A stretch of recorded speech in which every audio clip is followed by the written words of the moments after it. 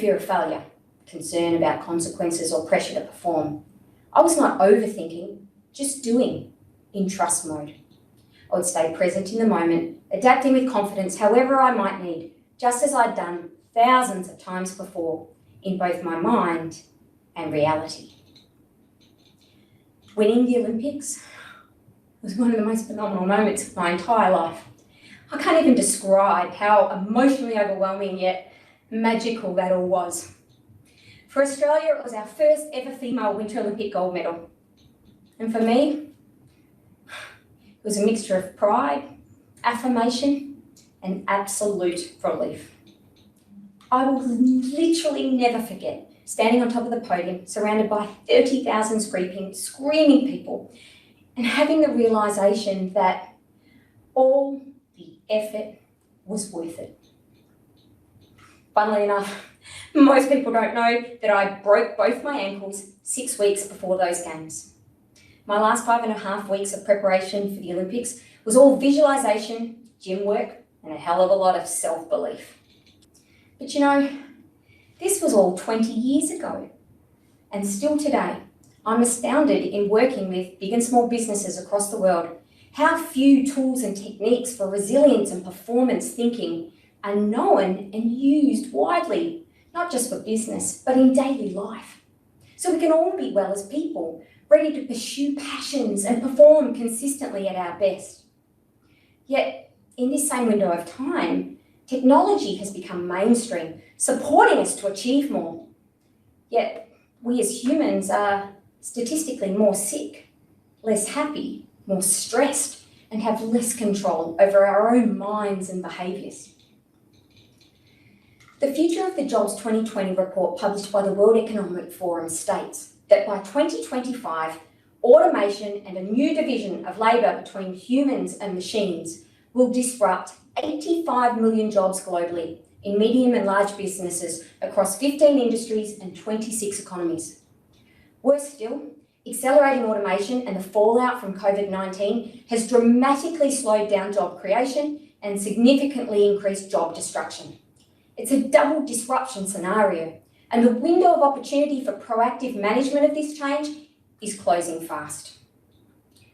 If this vision is a fait accompli, then what plans are in place to help rapidly upskill and mentally transition a massive proportion of the human race to be ready for this? I believe this is our next greatest challenge as a global population. This is our Olympics.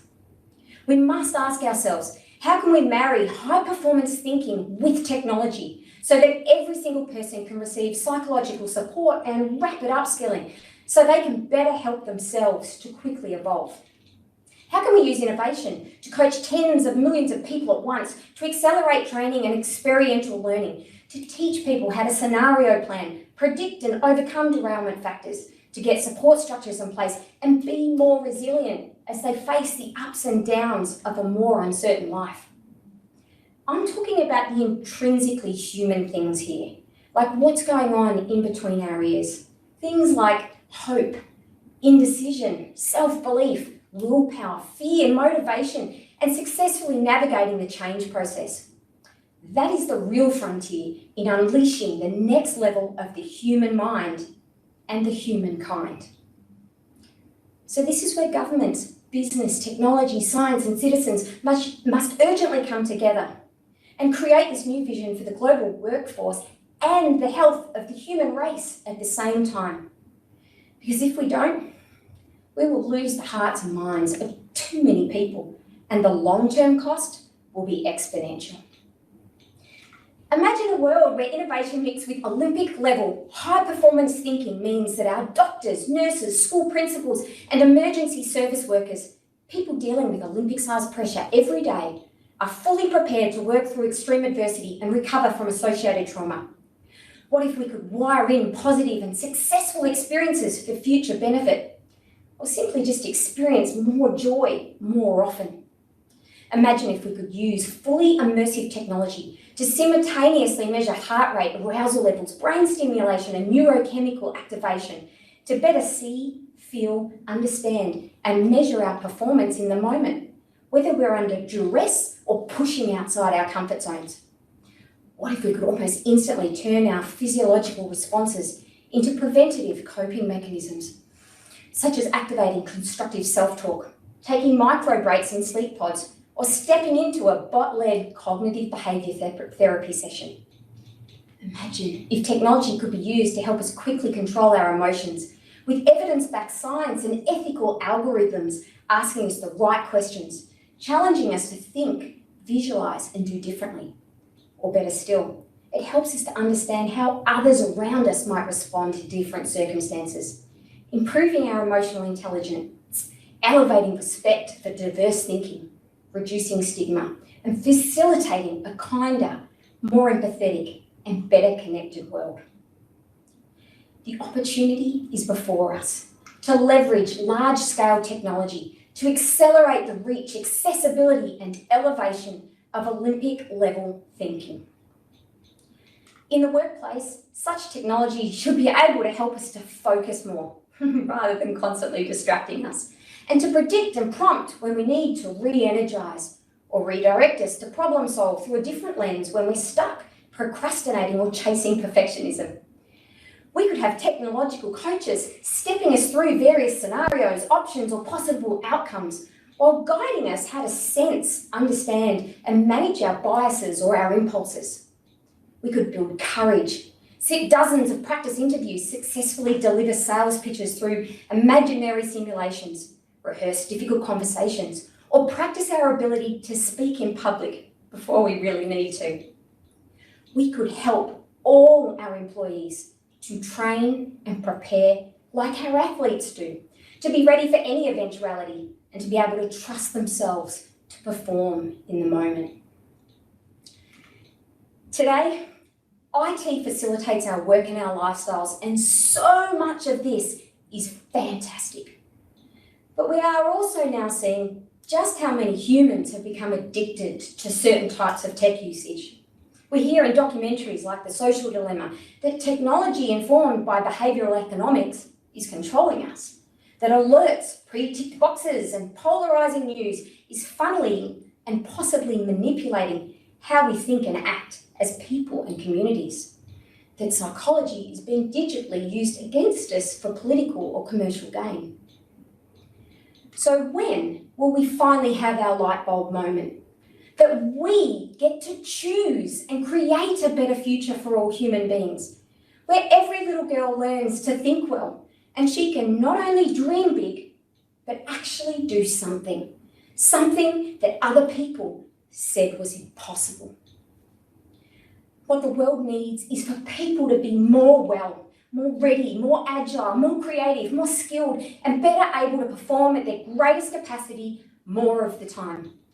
Imagine how powerful this baseline of thinking would be, where technology, motivated by thinking well, provides us with greater awareness and capabilities to take back and elevate the power that we have within and over ourselves, lifting humankind to our next level of thinking and collective performance. Citius Altius Fortius is the Olympic motto.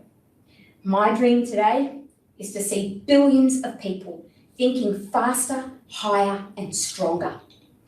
So let's unleash Olympic level thinking and deliver en masse through innovative, inclusive technology, the opportunity for all humankind to think well, so we as the human race can all participate and actually win our most important race, the preservation and positive advancement of ourselves and the planet that we live on. Because I'm 100% sure that all the effort will be worth it. Thank you.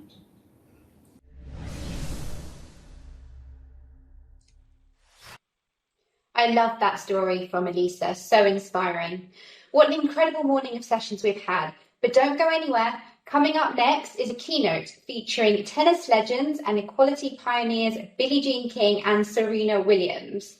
ESPN's Hannah Storm will moderate a timely conversation about equality, resilience, risk-taking, entrepreneurship, and the importance of giving back. Let's hear from Billie Jean King and Serena Williams. Hannah, over to you.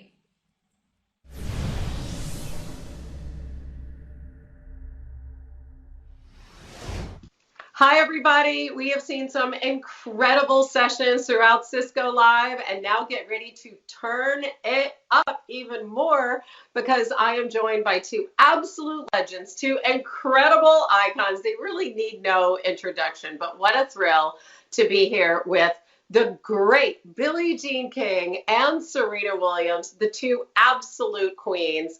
You know what they've done on the tennis court, but just so quickly, in addition to their tons and tons of Grand Slam titles. Billie Jean King, who has been an entrepreneur since 1968, founded the Women's Sports Foundation, the Women's Tennis Association, the Billie Jean King Leadership Initiative. We're going to hear a lot more on that. And was the first female athlete to receive the Presidential Medal of Freedom, just to name a few things. As for Serena, in addition to all her Grand Slam titles, more than any other man or woman in the modern era, she's an entrepreneur off the court. She has her own fashion brand called Serena, which celebrates body positivity and female empowerment. And she launched her own VC firm, which is absolutely fascinating, Serena Ventures. She invests in companies that embrace diverse leadership, individual empowerment, creativity, and opportunity. All those great buzzwords, all that stuff that these two do behind the scenes that we're talking about today to promote equality, to celebrate resilience, and to give back. Billie Jean, how has your relationship with Serena? I feel like you guys first met way back in, 1988 at a World Team Tennis Clinic? Oh, that was so much fun that day because Serena, I remember your dad, Richard, was there, your mom, Oracene, Venus was there, your sister. Actually, Venus was first in line because she's the older one by 15 months. And we were doing volleys, and Oracene was down next to the line when I was trying to help you with volleys. And I saw you hit volleys. And then later, we saw you two hit balls, and the audience was in awe. We had about 1,200 kids that day. It was crazy. It was wonderful. And I just remember seeing you, Serena, and going, wow. And I knew then that you had the extra. You had it. And it's been great to see you grow and become who you are through the years and the great champion that you are and continue to be on and off the court. Serena, I know you've got your little pal, Olympia, I have there my intern here by your side. She's so precious, and you've done such a great job just sharing motherhood with us. How has being a mom, how have you evolved in terms of your career and just balancing everything that you have to do? It's definitely been interesting, and it's been a challenge, but it's been like a welcome challenge. You know what I mean? Like I just love that I have to juggle this. Like I'll be in a Grand Slam, and then next thing you know, I'm putting my daughter to sleep at 9 o'clock, where I'm waking up, and it's something that I wouldn't trade for anything because it's moments that you don't want to forget, and I don't ever want to look back in a few years and say like, gosh, I wish I had more time to do that. And so it's definitely not easy to juggle, but I enjoy, the juggling game. I always have, and I just feel like I wouldn't have it any other way. Serena, I want to ask you about this hashtag Be Seen, Be Heard initiative in your fashion brand. What's behind that?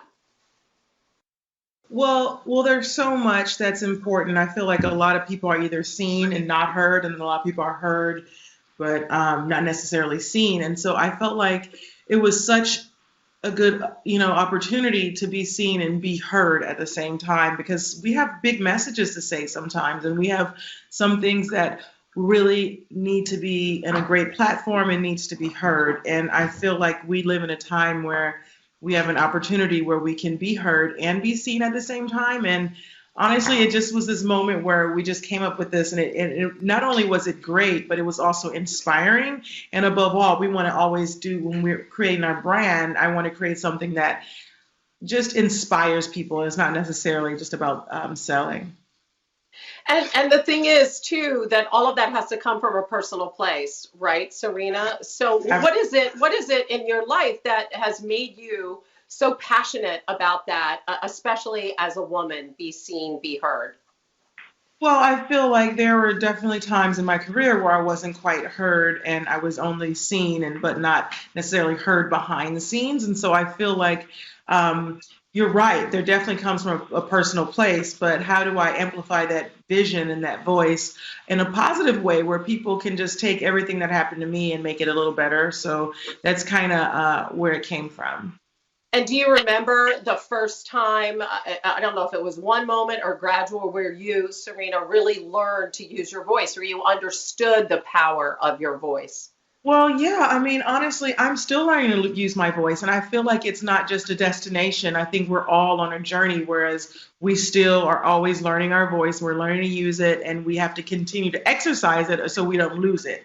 So it's something that you have to continue to do throughout your career, throughout your life, just to make sure it stays. Because the minute you slack back is a moment where you can feel like, oh, that slipped under when you didn't want something to slip under your nose, so to say. So there isn't a particular moment that I recall where I was like, oh, I really miss my voice. But I know that there is a moment where I don't want to forget to use it. Yeah, that's very well said. Billie Jean, I mean, this is what you've been known for, using your voice. I mean, 50 years ago, you led the original nine, that group of nine women who stood up to the inequality and prize money and led to the formation of the WTA. I know in July you're going to be inducted as a group into the International Tennis Hall of Fame. How did you guys come together as a group and understand that your voice would be so powerful? Well, I happen to have a photo of the original nine. This was taken September 23rd, 1970. And this is the birth of women's professional tennis as you know it today. And I also have the names of the original nine. There they are. And we did it as a team. It was a lot of work, and it was worth it. The most important thing we talked about before we made this decision, because when we signed that $1 contract with Gladys Hellman, we were willing to give up our careers. We're willing to give up everything, and we're only in our 20s. So a lot of us were right at the height of our careers. So it was a really, actually it was an easy decision, but we knew the consequences could be really tough. But here are the three things we talked about that really meant the most to us. This was the dream. The dream was that any girl born in this world, if she was good enough, would have a place to compete and play. Number two, that she'd be appreciated for her accomplishments, not just her looks. And number three, that we would be able to make a living, that she would be able to make a living. Because before that, when we were amateurs, we made $14 a day. And then at the beginning of professional tennis in 1968, for instance, Rod Laver won the first Wimbledon in 1968 in pro tennis, open tennis, and he got 2,000 pounds. And I won Wimbledon in 1968 and got 750 pounds. So I was around 37.5% of what Rod was getting. And already you could tell that things were going to be going south for women. We had less and less places to play. We had less and less money. And it looked as if we were going to be out of here. And my former husband had told me, Larry's his name, Larry King. No, not that one. Larry said, when tennis goes professional, the men will try to get rid of you. And I said, no, they won't. No, the men won't want to get rid of us because they're my friends. And he says, Billie, I'm telling you, the Old Boy Network will just not want you. And Larry was right, and I was totally wrong. And that was very hurtful. It was a real tough time. And I wanted the men and women to be together in everything we did. And the reason for that is because we're more powerful together, not only on the court and what our entertainment value, but also what we could do off the court, how we could make the world a better place. And people, when I would say that, just thought, well, we don't care. So it's all about the money. And so through the years, it's been difficult. But what happened because of the original nine as well, we're able to get everyone together eventually, and I founded the Women's Tennis Association in 1973, about 4 days before Wimbledon in 1973, which was a very pivotal year because I also played Bobby Riggs that year. Serena, what are your thoughts when you hear that?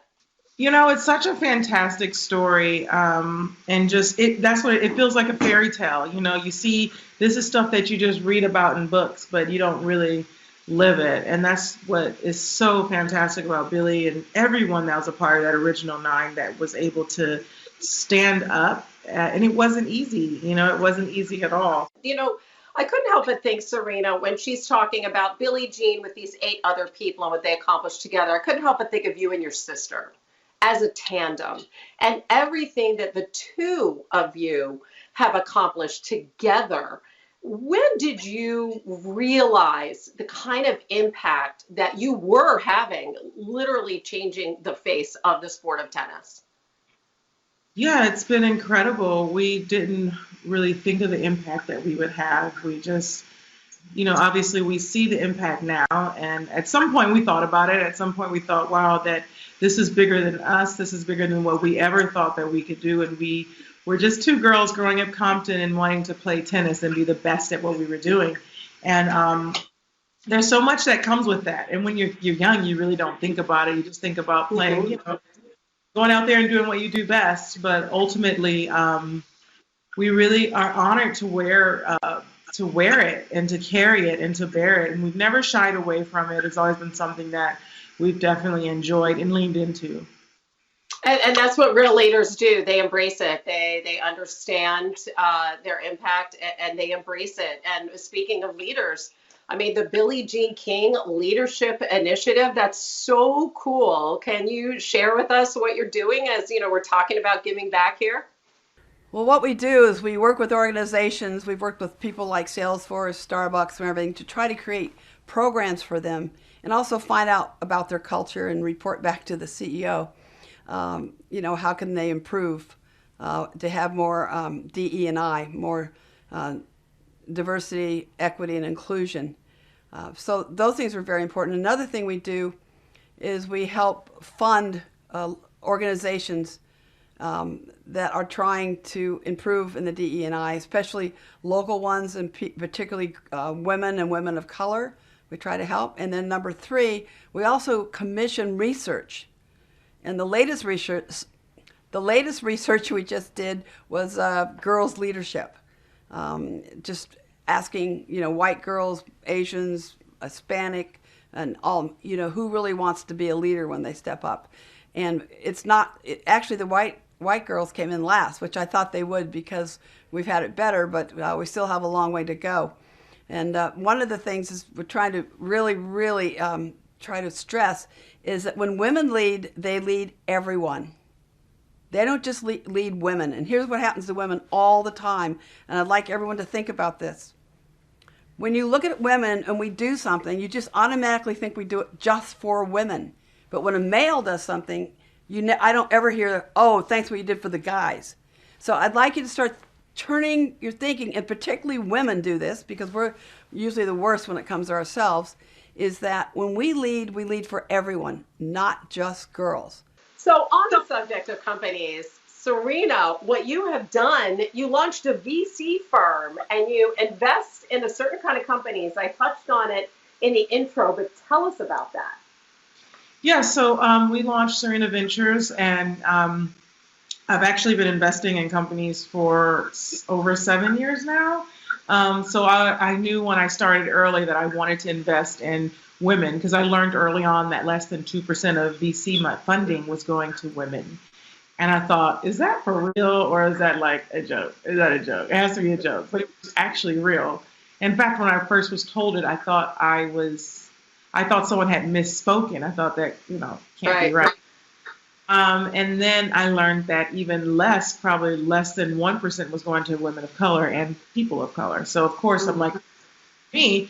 And, so I felt very strongly that the only way that we could change the story and the narrative was to be the person writing the checks, because if the same people writing the checks, they're going to go to the same people. And you read all these articles now that are coming out recently that the more diversity you have, the better your company will be and the higher performance it will have. So we knew this years ago, but we started investing. I started investing, and then we just launched our fund about early this year, or late last year, like December of last year, we just launched. And so, yeah, so we're doing good. We're really excited about it, and we hope to make other people excited by investing in their company.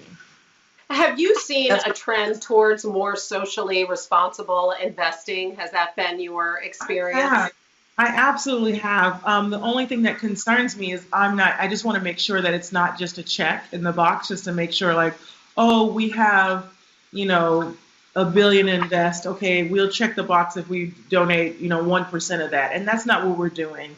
What we're Right. doing is trying to say that should be split differently, because you should have people on your team, you should have people in your office that are looking at all kinds of deals and all kinds of companies from all kinds of backgrounds. Billie Jean, and we've talked about this in the past about on a corporate level, what needs to happen to ensure that we grow in the areas of equality and diversity. What do you think is the most important? The kids today, the Gen Zs, the millennials, they want to work for companies that really want inclusion and diversity and equity. They also will leave they'll just leave in a heartbeat. And I know that Chuck Robbins, your leader, your CEO, has done a great job trying to work hard on inclusion. I know you have 4 out of 11 board of directors now are women, and the magic number is 3 to start having an opinion and be heard. So that's on its way in the right direction. So it sounds like you have great leadership, and it's really important that you have an environment, which it sounds like you do at Cisco, and that is where people can come to work or be on their, now they're not coming to work, but wherever they are, they can be their authentic self. And that's the way you are optimum level, when you're at your authentic self. Serena, I just see you nodding your head. And what really resonates with you with what Billie Jean was saying? Well, she's right. They need to not just be at the table warming a seat. They need to be making decisions. And that is so, so true. And that's exactly what we do at Serena Ventures, is we make sure that we saw companies where men have put women in the seats as a CEO, and they're not on the cap tables, and it's just something that they're doing. So it's important to do your due diligence to make sure that everything is looks as what it is. But it's so important, because that's why we want to write the checks, because as Billy said, unless someone like me or like us are writing the checks, and things aren't going to change. But we are able to see different things, and that's why it's important to have men, to have women, to have people of color, to have everyone in your company, to make sure that you don't miss out on any major, amazing opportunities.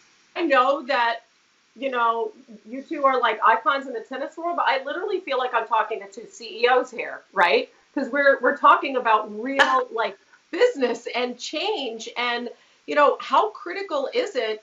And maybe you can explain your journey as an athlete, right? You have your head down, you're winning all these titles. I mean, the amount of concentration, just everything you had to do that. But now you're also just doing all these other amazing things and really hitting at the core of the root causes of equality and diversity. How have you made the journey from being an athlete to now being really at the ground floor of making these important things happen? Yeah, so for me, I don't know. Like I said, I just wanted to play tennis, but I always have done different things. I went to fashion school in between winning Wimbledon and U.S. Opens. I would be in school, and then then I went to business school, for a couple of years. And so I think for me, it was just definitely something innate that I always knew that I wanted to do something different, and in particular in the business space, whether it would start up my own fashion company or whether, be a CEO of something. So I knew that was that. And yeah, it worked out. Then I started positioning myself in the right places, asking the right questions. And, I think one thing that I have an advantage of, in Billy as well, is that we worked hard, and we have this, actually, let me rephrase that, everyone works hard. But we were able to do what we do and able to create a name. And so it opened up different doors that not everyone is privy to. So I wanted to make sure that I took advantage of that, and to make sure that I wasn't just sitting back and warming a seat. I know we have to wrap up here, but Serena, you said something recently on Twitter that I thought was so powerful. And you said that you really want your daughter to grow up in a society that is driven by respect.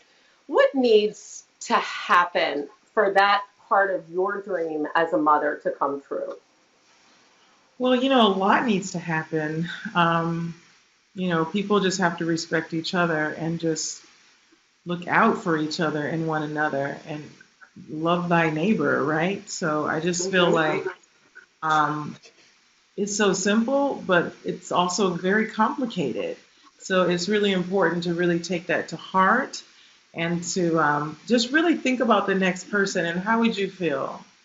How would you feel, or how are you feeling? And you never really know really what people are going through. And it's just really, I'm teaching my daughter to respect other people, and that's how I want her to grow up because that's the very least that I can do. And yeah, I think that's what we should just all try our best to do. I think that's beautifully said. Instead of judge, take a step back and really be considerate and understand that you don't know what everyone's going through and have compassion. Right. One last question, and I'd ask you guys to just wrap this up fairly quickly, but maybe one dream that you have for the coming year along these lines of what we've talked about. Well, my first and probably main hope is that we get through this COVID crisis and that people can be with their loved ones more and really be with people. I can't tell you how much I miss seeing people and giving people hugs, being close to them. And I always learn more when I'm around people, just sitting around people telling their stories, because everyone has a story to tell. And everyone's story is really, really interesting. And if you're getting bored with someone's story, it means we probably haven't asked the right question, because everyone's story is really interesting once you really sit with somebody and get to know them. So I really miss that. But the main thing is health, because health is wealth. There is no question. And also, I think we should be very thankful to IT because I was thinking if we'd had COVID back in the old days, back in even the 70s, before we had fax machines, we had our first portable telephone that weighed 2.5 pounds, and you could only use it for 30 minutes, and you had to charge it for 10 hours. We didn't have what we have today. Can you imagine what would have happened to business, to communication, to seeing each other, grandparents seeing their grandchildren without IT? So I'm very thankful to people like you at Cisco, because you made it possible for us to continue to stay connected and also get business done and to thrive in very, very difficult situations. But my first hope is, of course, that everyone be healthy and let's get through COVID. Another thing is that when I think we really need to think about show up, stand up, and speak up. Every one of you matters and you count. And you never know where a great idea is going to come from. It can come from an intern. It can come from your CEO. It can come from middle management. Someone who's worked for the company for one day or 25 years. So you don't know. So it's important that we actively listen, that we respect each other, and we're kind and good to ourselves and to others as well. All right, Serena and I are both smiling at that one. That's pretty good. Serena, I'll give you the last word. Yeah. I don't know. For me, I just feel like I feel so honored to just be even everything that we've been through the last year. It's like, wow, I think we all have taken a step back and look at our lives and just are grateful for moments. And so for me, I just dream of spending every moment I can with my family and those near to me. And that's really all I could hope for. Well, it's really been a pleasure to be with you guys virtually. I'm so glad that we could come together. Thank you for your wisdom, and really thanks so much to both of you for how powerfully you're impacting our world. You've been doing it for decades, both of you, believe me, a little bit longer. and oh my gosh, your voices are so strong, and everything that the two of you are doing, so much respect. We're so grateful to have been with you today and very grateful to Cisco for this conversation. Thanks.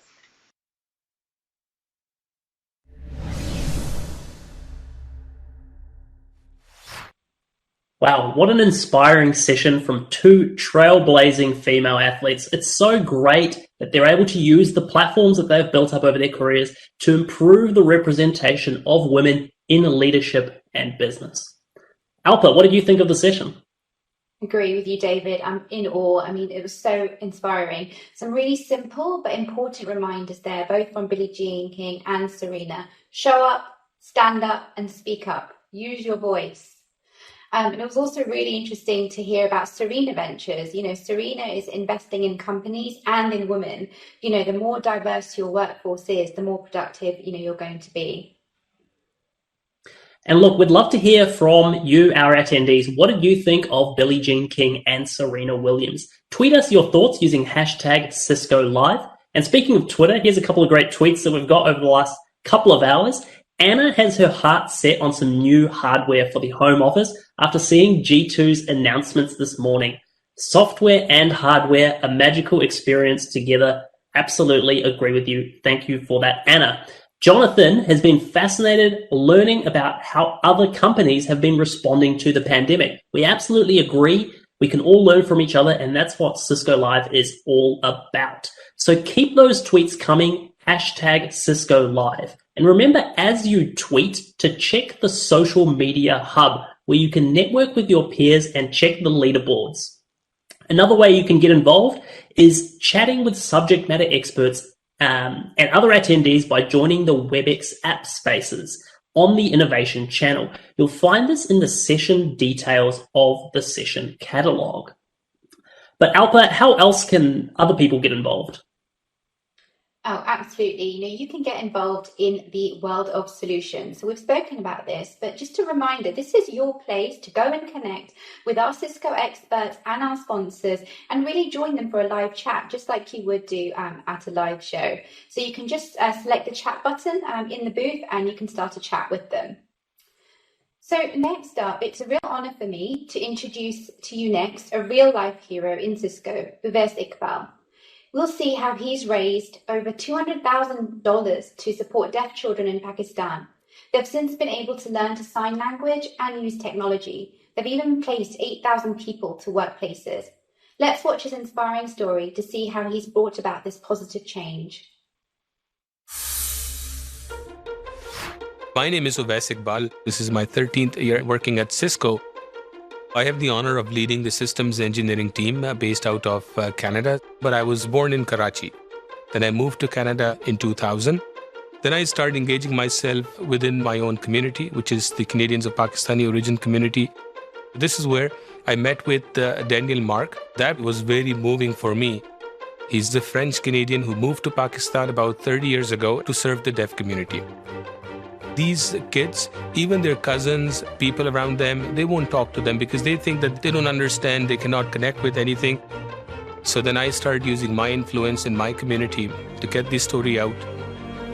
We were able to raise 200,000 Canadian dollars to support these children. Now when the kids are going to deaf reach school, they're learning the sign language, they have more understanding of the world, they know how to use technology. So far we have placed 8,000 people to different workplaces. If you start doing something small within your own community, the easiest thing is look around you who is in need. Once you take the first step, believe me, you will see that one door will open another door, and then there's so much that you can do that you will never stop yourself, that you're not just living life for yourself, you gotta always think beyond yourself. Between a life in silence and one full of opportunity, there's Uves Iqbal.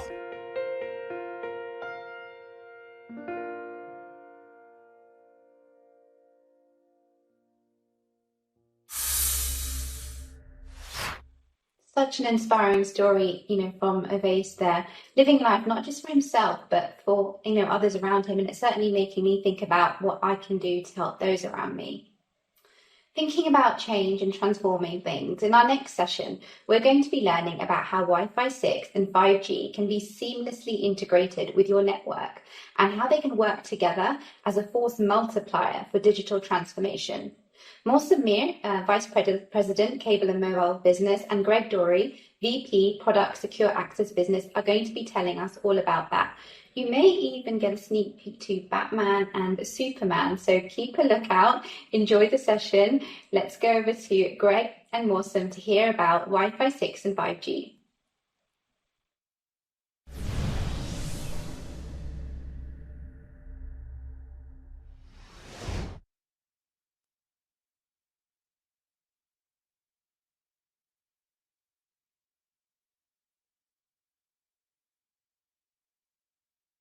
I'm Batman with 5G. Masoom, we spoke about this. I'm Batman. If you are Batman, I'm also Batman, and it's two different powers. You gotta do something about it, Greg. Masoom, I have an extra mask. I have my cape on. I'm Batman with Wi-Fi 6. I have an idea for you, Greg. Why don't I transform myself? I become the Superman with 5G power. All right, you can be Superman. I can be Batman. We have a deal. Let's go, Masoom. Let's go. Great, let's put our superpowers together. Why don't I first start with the superpowers of 5G? 5G is around the corner. I know that some of you already have a 5G phone. You're experiencing this amazing experience on your phone. It's not mythical anymore. You can get 20 megabit to 100 megabit, almost a gigabit connection on your mobile phone. Isn't it amazing what it actually means? With 5G technology, you can have super high definition video on the move. Not only that, you can actually do real-time work on a mobile network. We don't stop there with 5G innovation. 5G also brings ultra reliability as well as built-in security with this technology. 5G helps you to build a network that can be small in nature, covering few hundred feet. You can go as wide as few miles. So it's going to provide a wide range of use cases with its broad reach.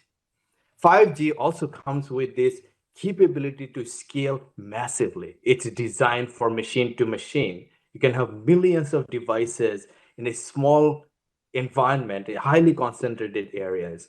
5G is designed and evolved to support your enterprise applications, also industrial applications, obviously, to bring the superpower back into our mobile phones so we can do more cool, high definition stuff on our mobile phone. Most importantly, 5G is also opening up a new paradigm. Up until now, in every mobile communication, it was a privilege of very few. We could only get 4G service from few carriers. 5G around the world is also coming with the standard approach. So you can use the 5G technology not only to build your public network to connect your phone and tablets, but also you can build your own network, which we call the private network. Around the world, with the 5G spectrum being available in wide range of frequencies, it's also now available for private consumption beside the public networks. So these are awesome powers that's coming with 5G. It's right around the corner. And a lot more innovation is about to happen with 5G. Those are some amazing superpowers. But you know what I'm going to do? I'm going to show you not just fiction, but fact about what's in Wi-Fi 6. And let me remove my mask here and get to the facts. You heard some amazing superpowers from Masoom. What does Wi-Fi 6 have to offer? Let me start with 628 million Wi-Fi hotspots and about 30 billion connected devices, almost there in 2023. The cool thing about any Wi-Fi hotspot is that it's backward and forward compatible. So you don't necessarily need to have a phone that has a Wi-Fi 6 chip to get connected to a Wi-Fi 6 network. It's going to get connected. So everything is compatible. And in that huge ecosystem, Cisco is the absolute market leader in Wi-Fi 6, in wireless access, and in access, right? Like end-to-end market leadership. And so we can literally shape the industry along with you in this journey. And one of the things we are doing to shape this journey is this cool innovation that we led and is now standardized. That's open roaming. What's open roaming? Well, oftentimes you're taking a call in your car, hopefully when it's parked in the parking lot like I do, and you get outside the car and you want to walk into the building because the call is now over. And as you walk in, the call drops. And why is that? Because seamless handoff between Wi-Fi 6 and 5G is hard today. These are two ships in the night. And for that, you need to be first always on in any Wi-Fi network, whether it's your company's or it's a guest network or it's your home network. And open roaming is the starting of the journey where it gets you on the Wi-Fi network first. And once you're on Wi-Fi network, then and you're on seamlessly, we can begin to work with 5G around these handoffs. It's the beginning of a journey, and that's what we are doing. But let me now double click a little bit and show you what's underneath these innovations in my Batmobile. Muslim, I'm not talking about kryptonite, right? It's about the Cat 9K access stack. That's what I'm talking about. It's there end-to-end and ready. 3 pillars. First, you reimagine connections for a pervasive environment where users and things can connect and roam seamlessly. What do we have there? We have the Cat 9K Wi-Fi 6 access point. The suite is now complete with the outdoor Wi-Fi 6 access point shipping in a few weeks. And then you have the Cat 9K switches. And you have the reliable Cat 9K core switches, the Cat 9K wireless LAN controller, and there you have it. That's the first pillar to reimagine connection, an end-to-end Cat 9K access suite. On top of that, we reinforce security. And we do that with continuous trusted identity-based access using our Cisco ICE software suite in partnership with Cisco DNA Center. And finally, an awesome IT experience with Cisco DNA Center and Cisco DNA Spaces. That's the end-to-end suite, right? But Batmobile is cool and all, and you're asking, Greg, what's the outcome here? What's new and different because of all of this with Wi-Fi 6? Well, let me talk to you about some supported use cases. Let's start with immersive learning because, I'm sure a lot of our kids are home, and that's an environment that's a permanent shift. AR, VR is here to stay. And what does that do? It really needs massive throughput and sub 50 millisecond latency. That's what immersive learning requires. And what does Wi-Fi 6 with mGig switches give you? It gives you 20 times the capacity of what Wi-Fi 4 used to do, 20 times. And so you will be ready for immersive learning if you go Wi-Fi 6 with mGig switches, right? Digital health, well, that's telemedicine, right? And that's all about quality and reliability and throughput. And that throughput that I spoke about, what does it do for telemedicine? Well, you can download 30 HD images in a minute, 30 high definition MRI scans in a minute. That's what Wi-Fi 6 with mGig switches can do for you. And then as we go back to work with the vaccine now here, digital collaboration, right? Some of us will go back to work, some of us are going to be at home, and it's going to be a very collaborative environment. And what do you need for that? Ultra high definition video. And Wi-Fi 6 with the Cat 9K mGig switches, it can give you 3 times the capacity for UHD than what your Wi-Fi 4 or even your Wi-Fi 5 environment can give you today. 3 times the capacity. Get ready for video, get ready for digital collaboration. And finally, smart building, right? It's not just about connectivity. It's about lots of connected IoT devices. It's about the experience for workers walking into that smart building in the future. And actually, let me double click and tell you a little bit of what you need to do for smart building as people get back to work. First of all, automation and optimization, right? I was just talking to some of my customers who are trying to automate it such that everything is zero touch, not just for people, but also for things, right? Like, so you want to see if your lighting can be automated. You want to see if you can have sensors so that the experience and telemetry that you're getting for your cooling systems can be automated. That's the automation and compliance that you need for smart building. User experience, right? We go back in, it's almost been a year since we went back in. This week, school starting for my son, as an example. And when these students or consumers or workers go back in, you want a safe experience for them, right? Where are the meeting rooms? Which part of the building is open? Can you navigate them to that? And with Cisco DNA Spaces, you can do that. That's part 2. And when you do all of that, the third pillar here is just building foundation and compliance, right? It's almost like a utility, if you will, right? Like networking. And so you really need to treat it very seriously and be fully compliant. And finally, it's safety and security. In case there's an exposure, you want to track in a very privacy compliant way, and you can do that. And you want to guide people generally to be safe, right? Like, and you can do that with our networking suite. And security, you're reading the news about all of these hacks that are happening at various levels. And security is super important and top of mind, and any smart building suite need to do this. So how do we do this with the Cat9K access stack that I spoke about? Well, what we want to do is really give you the switches and the APs and the controllers, the hardware suite for your IT team to connect, secure, and automate. How do we do that? Reimagine connections. We started the journey with switches and access points. And with smart buildings, what we're now saying is, hey, we need Cisco DNA spaces to manage your IoT devices, right? And some of those gateways can be containers on the Cat9K switch or the Cat9K AP, and it's completely seamlessly managed with Cisco DNA spaces. That's an evolution we had to do. And with UPOE Plus, with 90 watts of capacity, if you need to do smart lighting solutions or any smart power solutions, that's there for you inbuilt into the Cat9K access stack now. So that's the change we had to do for Reimagine Connections. On the security side, we started with access control. We did a giant leap with software-defined access and zero trust access. And now what we're giving you is AI-driven security, right? Endpoint analytics.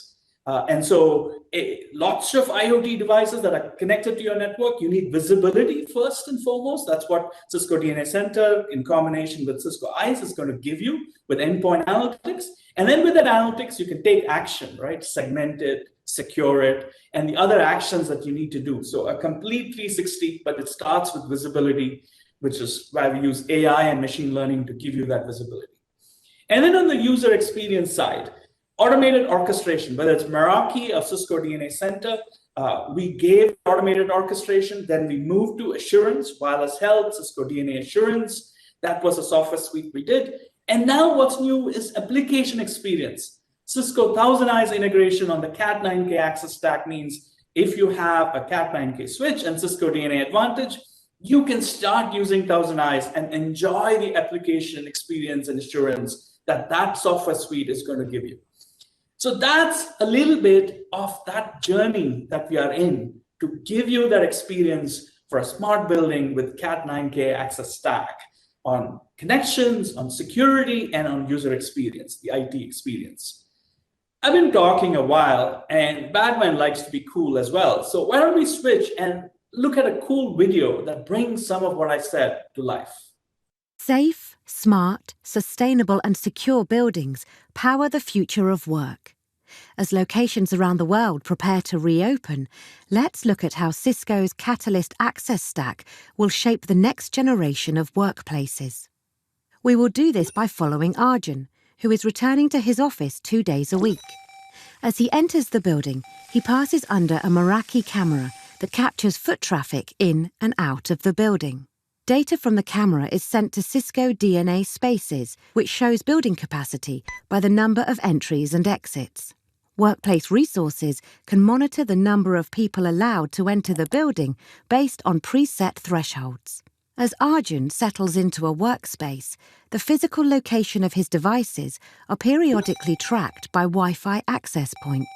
Cisco DNA Spaces uses the data aggregated from cameras and access points to create rich insights for improving safety and operational efficiency. For example, if too many people gather in a specific area for extended periods of time, Workplace Resources can dispatch the cleaning team or reconfigure the space. Notifications can be sent via SMS, email or WebEx using configurable DNA Spaces alerts. Arjun often meets in shared conference rooms with Cisco WebEx room kits.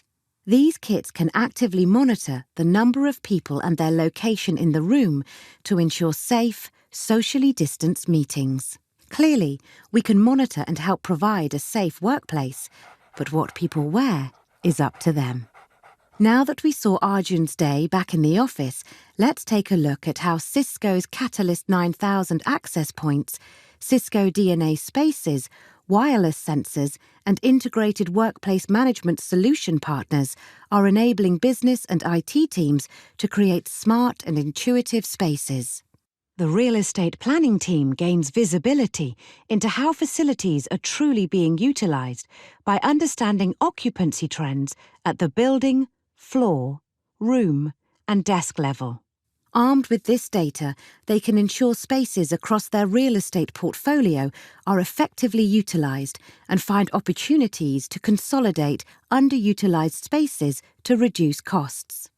Your buildings become sustainable and energy efficient with the Catalyst 9000 series 90-watt power over Ethernet PoE switches. The PoE window shade sensors monitor the position of the sun in real time and automatically adjust shades to maximize natural daylight and adjust brightness of the PoE ceiling lights. When needed, the shades adjust to reduce glare from the sun, which helps reduce solar heat gain, thereby reducing air conditioning needs and increasing energy efficiency. This data is continuously fed back to the building management systems to help monitor luminance and drive energy savings. Cisco's software-defined access with Cisco Identity Services Engine delivers continuous trusted access for this new breed of endpoints. You can securely segment the network and minimize risk, contain threats, and maintain compliance by identifying all endpoints and granting appropriate access with dynamic rule enforcement. You can realize these outcomes and more with Cisco's Catalyst Access Stack. The end-to-end Catalyst Access Stack addresses the care-abouts of every stakeholder of a modern workplace. We've also created an open partner ecosystem for both IoT devices and third-party applications. Just so that our customers can rapidly discover and activate devices on the Cisco stack and deploy apps that will drive industry-specific business outcomes at scale. Welcome to the workplace of the future, powered by Cisco's Catalyst Access Stack. Safe, smart, sustainable, and secure. This is such an amazing use case. Now, as we talk about the superpowers of 5G, can you think about 5G in isolation? Not at all. You just saw on the video how the business is transforming. We're going into an all-digital world in a highly secure environment. So 5G cannot be sitting in the island. We need to bring our forces together. What Batman just showed us. Greg, the innovation that you're doing in enterprise and innovation that's coming together with Wi-Fi 6, we have to think about 5G as an integral part of that journey. We're going to make the superpower of what's happening in enterprise, what's happening in Wi-Fi 6, and what's happening with 5G, bringing it all together.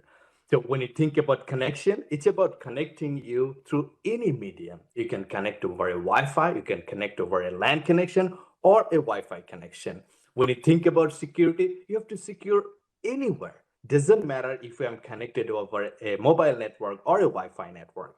And also, when you think about experience, all the awesome experience that our end users and the IT operators are getting, we have to bring that type of experience for 5G as well. And this is exactly what we are working together. How do we bring this immersive experience, this digital transformation of our businesses, not in isolation, but together? But there is a little bit more.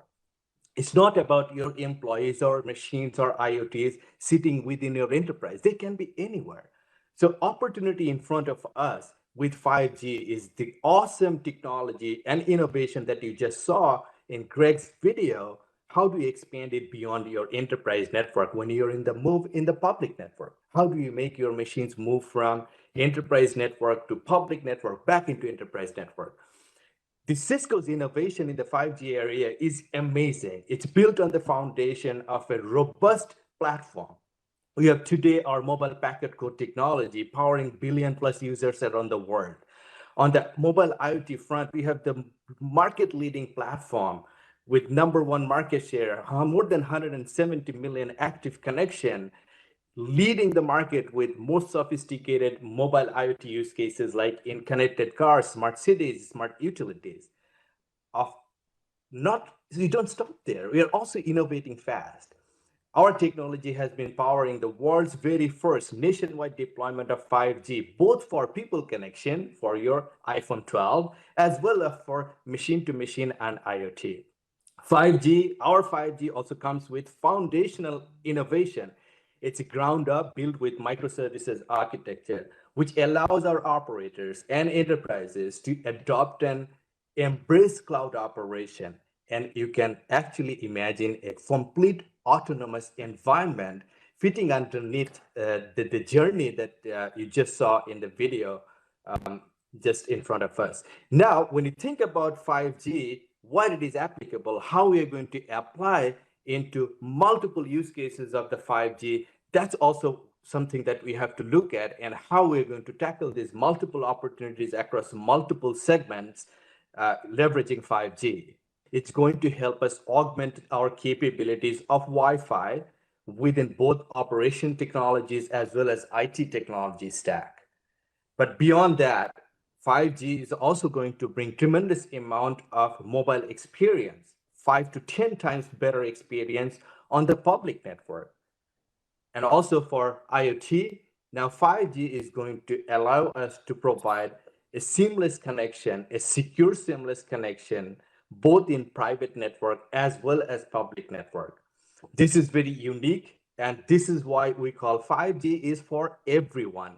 This is a cross-segment opportunity. It's going to help transform how we do business as a service providers, how do we consume this technology as IT or operational technologies within industries and also within enterprises. Huge opportunity in front of us, but 5G is not going to be a standalone technology. It's super important that we have this superpower coming from 5G, superpower coming from Wi-Fi. How do we bring it together and create this super duper power? So, Masum, what you're saying is really, while we are excited about the radio technology, right, whether it's 5G or Wi-Fi 6, is really about more than the radio, right? It's about obviously seamless connectivity, but it's about security. It's about the best experience. And what we are telling you here today is Cisco's got you, whether it's Wi-Fi 6, which is here and now, or it's 5G, which is around the corner. Don't worry about it. We're going to get it. But consume the stack you're consuming today. Cat9K, Cisco DNA Center, the mobile packet core, Cisco I, Cisco DNA Spaces. And we're going to make sure that these technologies seamlessly work with the software suite that you have today, that you're buying today. And 5G and Wi-Fi 6, it's going to happen for you. Super excited about it. But really, at the end of the day, it's not about the radio technology, but about the services on top that Superman and Batman's most interested in. Right, Masum? Exactly. So we are going to put our forces together, bringing the superpower of 5G technology and Wi-Fi 6 technology, and bring the simplicity and the digital transformation journey that's unprecedented. And we are here to take that journey with you. And there you have it, right? Whether it's 5G or Wi-Fi 6, Cisco's got you. And it's the same software suite, the same Cat9K access stack, the same mobile packet core that you buy today. That's going to give you all that you need in the future. And if you want to learn more, it's as easy as 1, 2, 3. Here on the screen, you're going to see a few resources. You can click, you can visit, or of course, you always can call your sales team to learn more about what we spoke about. And that's it. Right? I'm really looking forward to seeing some of you in person. I can't wait for that in a few months from now. But until then, Masum and Greg signing off, and hope you enjoyed our session.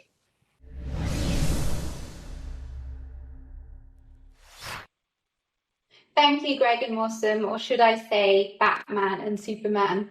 It was so insightful to understand how Wi-Fi 6 and 5G have their unique superpowers, but they come together and they really make it easy to integrate with your network. I really think that Wi-Fi 6 and 5G are going to change everybody's experience. They're really exciting. What do you think, David? Yeah, absolutely, Alparo. I mean, especially 5G is such a hot topic in IoT, especially in manufacturing. It's super interesting, and we're really excited to see what kind of use cases are going to be enabled by these technologies. And don't forget, Wi-Fi 6, it's already here. And I think yesterday, Gordon Thompson shared a use case of a rugby club that was using Wi-Fi 6 mouth guards in order to measure head impacts to prevent concussions. What an incredible use of technology.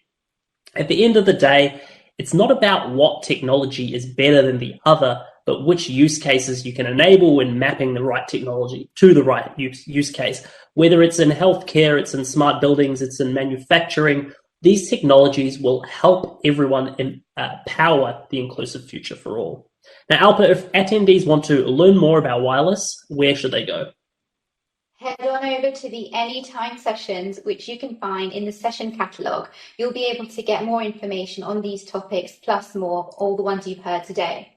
And if you think of any additional questions, then just join the Innovation Channel WebEx space where you can connect with us and just ask any questions that you may have. We are already waiting. But there's more, right, David? Absolutely, Alpa. That's just one of the many ways that you can get involved in Cisco Live this year. I would recommend that you join us in the social lounge. You can chat with your peers and see who's topping the leaderboards and use that hashtag Cisco Live.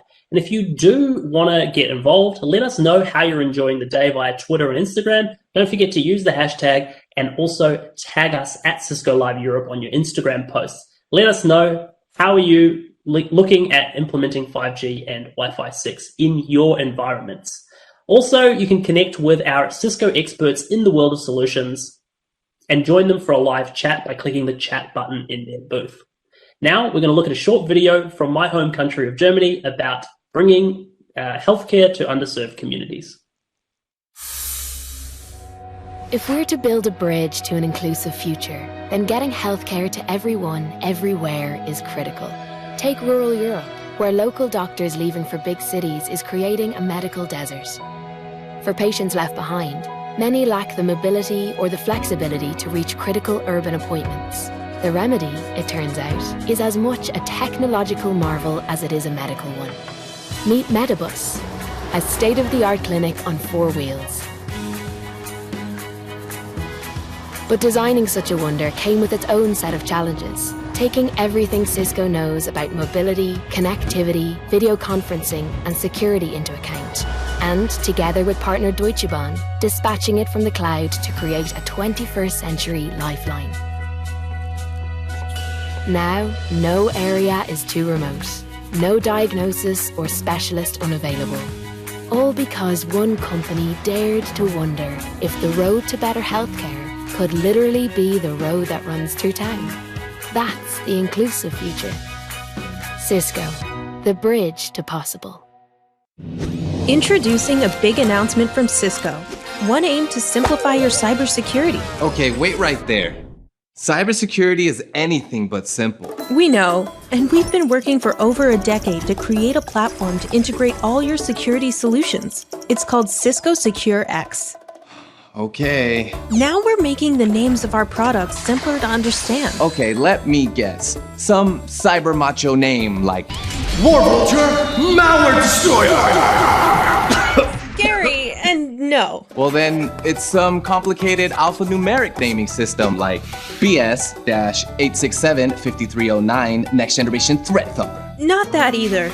We said the names are easy to understand. Here it comes. The name is what the product does. Wait, that sounds helpful. And simple? Exactly. Need email security? Get Cisco Secure Email. Want to protect your users' laptops? There's Cisco Secure Endpoint, and so forth. Okay, but wait. Now there's even more new names? Nope, half as many. These names are just the new names for the simpler, better product system we've been developing for years. So now it's easier for me to understand what each Cisco security product does, how they work together, and how to get what I need? You said it. Well, how'd you come up with that? Simple. We listened to folks like you and a lot of experts. Oh, gee, thanks. Don't mention it. So that's the Cisco Secure product portfolio. It does what it says too. Helps you be secure. Cisco Secure.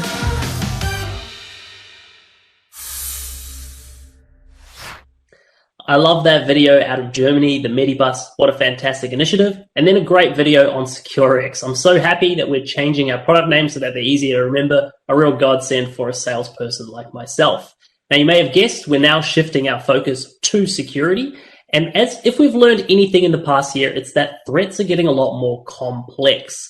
Security needs to be everywhere, it needs to enable great experience, and it needs to be simple. Now, to give you an overview about how Cisco is keeping you secure, G. Rittenhouse, SVP of the security business, will tell us more.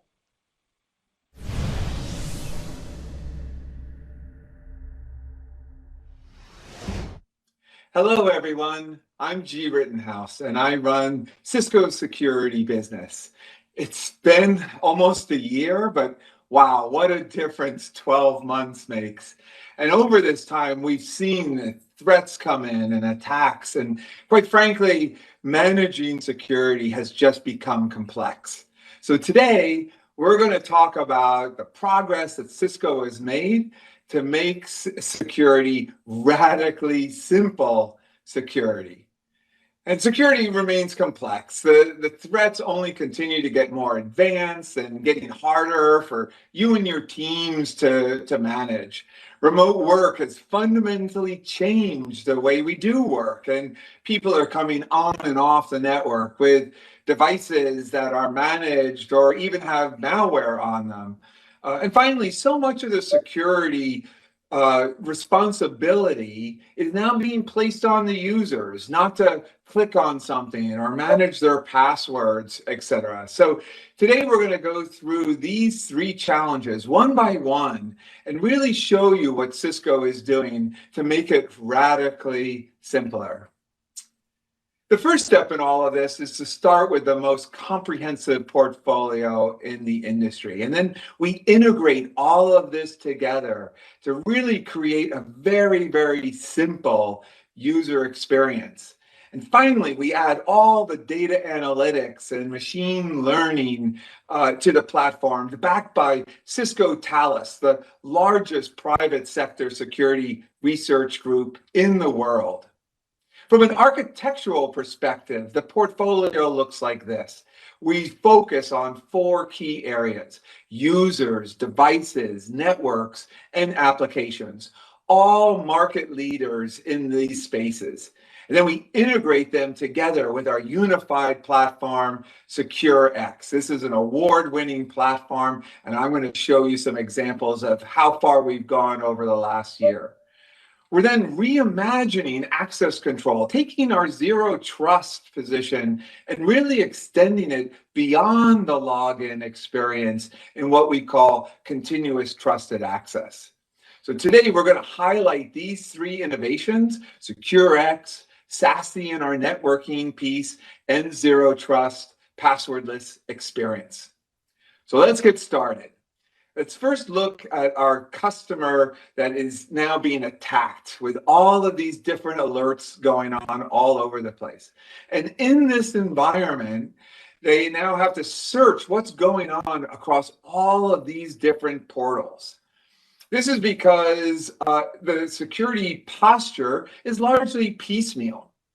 Our 2020 Cisco benchmark study that interviewed 3,000 CISOs showed that half of all legitimate alerts are not remediated, because moving from product to product and swivel chairing was very hard to make sense out of it, and they just, quite frankly, ran out of time. So complexity itself now is the vulnerability, and really can only be solved through automation and analytics. This is why last year we introduced SecureX, our cloud-native open platform that gives you the industry's best protection and simplest user experience. SecureX provides a unified view of your entire environment. You no longer have to jump between multiple dashboards and manage all of the conflicting alerts. And the great news is you already have it. It comes free with every Cisco purchase you make. To see the true power of this, let me walk you through a real-world example with the recent SolarWinds supply chain event that happened at the end of last year.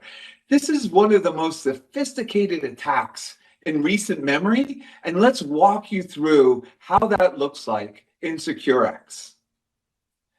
The first thing that you'll notice in all of this is that we're actually not in the SecureX dashboard.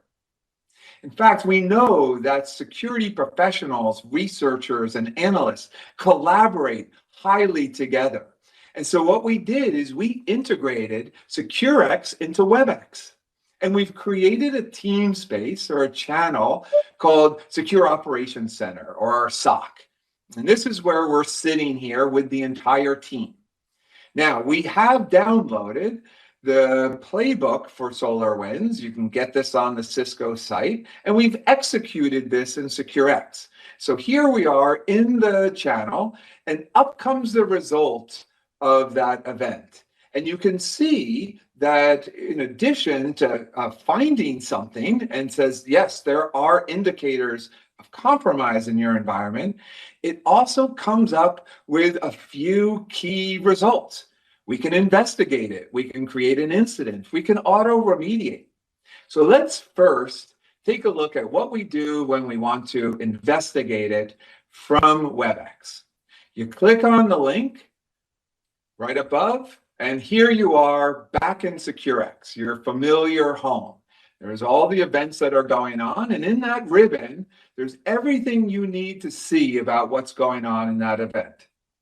If you click on Investigate, we're now deep into the analytics, and you can see what's going on, when it happened, the devices that it's impacted, and quite frankly, in a very complete graphical interface, see exactly what's going on. In this case, it's pretty complex because it's a very sophisticated attack. We could zoom out of this and simplify it as well. But what I want to focus on is actually what has happened. There are two endpoints that have been compromised in this, one coming from accounting, one coming from reception. And as a result, we can now isolate them, do whatever we wanted to do from the SecureX dashboard. Let's return back to our SOC channel. We can also, from there, instead of doing the investigation, click on the incident itself. And when we do that, we then enter a different experience. This is built on our integration with ServiceNow. So now you have a ServiceNow ticket profile that has been automatically generated by SecureX. And so we can zoom in on the details here. The information is there. You can come in, you could launch SecureX from here or do something else. What I'm going to do is I'm going to start to go down the remediation path that's automatically been generated for this event. When I click on that, I'm on the remediation page. I can go through, skim through the messaging, see what's going on there. And then at the end of all of this, I can come down and say, I'm going to either approve or reject.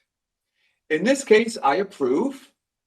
And from that, I'm now seeing this event being automatically approved back in the SOC channel. And you can see G has approved it. Here's what's going on. There are two endpoints. Umbrella is going to isolate things for us, etc.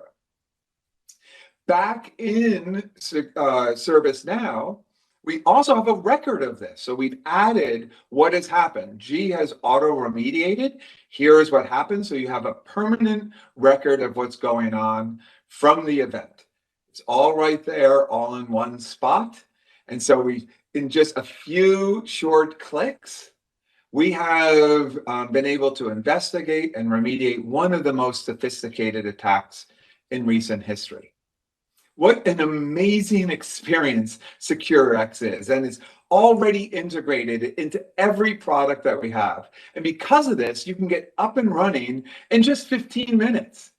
It also makes collaboration easier with your teams, with saving an average of about 100 hours by just orchestrating all of the teams together in that channel. SecOps, NetOps, IT Ops. And finally, it reduces the dwell time by 72% on average, automating the investigation tasks and really shortening the overall time spent on threat hunting and compliance. Let's take a turn for our second challenge. And when you see this, it's just the employees have left the building and everybody now is working from home. And we know that eventually people will return to the office. The reality is, though, that for a very long time, we're going to be in a hybrid work environment. And this is going to be here to stay. People will continue to work from home, from the office. They'll be bringing in devices, their own devices, managed devices, and going to applications in the cloud. Well, this is a net positive for the employee and for the organization. It really does expand the attack surface and adds a lot of complexity across the IT and security and networking teams. The industry is addressing this with a secure access service edge, or otherwise known as SASE. And while SASE is still relatively new to the industry, Cisco has been building the cloud infrastructure for quite some time. In fact, when you take a look at it from both the security part and the networking piece, for the last 36 years, Cisco has worked with hundreds of thousands of companies like yourself to build the network that powers your business. And we've helped these same companies protect their users and devices and applications against the growing number of threats. So from our view, when we look at SASE and the real potential of SASE, we take these two great components and integrate them together. And if you want to see this in action, I suggest that you check out the keynotes that were presented during this event. Security plus applications. Now, even though we can do both, in this particular presentation, I'm going to focus on the security side. If you want to see the network and security piece, check out my iTalk with James Mobley, where we see the complete experience. So here we are.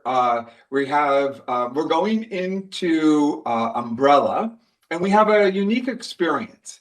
We have Sally, who's an executive, who's just been assigned this new program, super secret, called Project X. Now, Sally and the team is distributed all over. They could be in the office, they could be work at home, but data loss protection is one of the key concerns for this project. This is a very, very important project, and one of the latest features on Umbrella is increased data loss protection capability. And again, we're able to do this in a very, very simple way. Normally, if you want to protect Sally and the team, you have to go across many, many different components in your security infrastructure. Here, I'm going to walk you through how easy it is in Umbrella. So we start off, we're in the Umbrella page, and we're coming down to defining what the data posture is that we're going to present here. So you have the entire thing. We put in Project X. You can come in, zoom in, and in that, we're going to have a data identifier called Cisco's Secret Project. We can put in a description of that, but we're going to add some terms that we're going to be searching for. In this case, we have three: Project X, New Project, and Secret Project. So that's all you need to do to have what we're going to be looking for and the name of the data classifier. From that perspective, we're all done. Now we're going to go up and take a look at applying that rule into Umbrella. So we go up there, we click on the protection policy. There we have it. Project X. We can add a description to it to say this is a super secret one. We're going to be monitoring all of the employees kind of going through this on this project. If you scroll down, what is the action we want to do? You can either monitor or block. In this case, we're going to monitor. And then we can go down and say, like, the identities of it. What are we going to do? Who does it apply to? We're going to apply it to the employees. They're already on Umbrella because the enterprise is on Umbrella. And the enterprise has 3 networks on Umbrella. And so we're going to apply it to the computers and we're going to apply it to the networks. And with that, we can come down and then say, where are we going to do this? We're going to, from this data classification, we're going to do project X for sure. But we could also expand it and say, you know what? We want to do PII, maybe passports or social security numbers or other things. We could just click down the list of what we want to apply. We come down, say, where are the destinations, where you could do all destinations or selected ones. We're going to do select. In this case, we have the applications. Umbrella sees your applications. We'll choose 2 of them, cloud storage and web email, and the destinations. Of course, Umbrella sees all of that as well. And we're going to do Gmail and Reddit. Just finalize the whole thing. We click save. And now we've defined the policy, we've implemented the policy, and we can start to look at the report. So you can search the report, you can query it. In this case, we see that Sally has broken one of the rules. And there's a Gmail there. And so if we zoom in on this rule, see what's going on, we can then kind of point out what happened. And it turns out that she sent an email to a Gmail account with the term Project X in this. We could then notify her, remind her of the rules or whatnot, or if things are increasingly getting exposed, we can actually just change the rule to a block and everything gets blocked at that point. So in this very simple step-by-step, a few clicks here and there, we've created efficiencies on one of the most complicated things you can do in security, which is data loss protection. So across all environments, we have a highly reliable cloud-native DLP functionality built into Umbrella. And when we have a fast return on investment on this, because you already have Umbrella, you can just keep adding these feature and functionalities across your entire environment. We have a full list of features on the cloud edge, including DLP, DNS, secure web gateway, firewalls, CASB, sandboxing, content filtering, on it goes. And now, with all of this, we're integrating it into the network side as well. And because of that vision and the capability, Umbrella has won CRN's recent Tech Innovator Award. So really congratulations to the team, and there's a lot of good work there. Let's turn our attention to the final challenge. The final challenge is passwords. And it's no secret that passwords can really be a pain, and we have to memorize hundreds of passwords. In fact, IT groups, 20 to 50% of IT tickets are around resetting passwords. And so overall, it's just a hard experience for our users. Our focus is to radically simplify security for the end user while improving the security posture. Passwords are not necessarily secure. People can steal them. And so we have to do additional work beyond the password. So simplifying it as well as making it so secure. And we do that by introducing passwordless by Cisco Duo.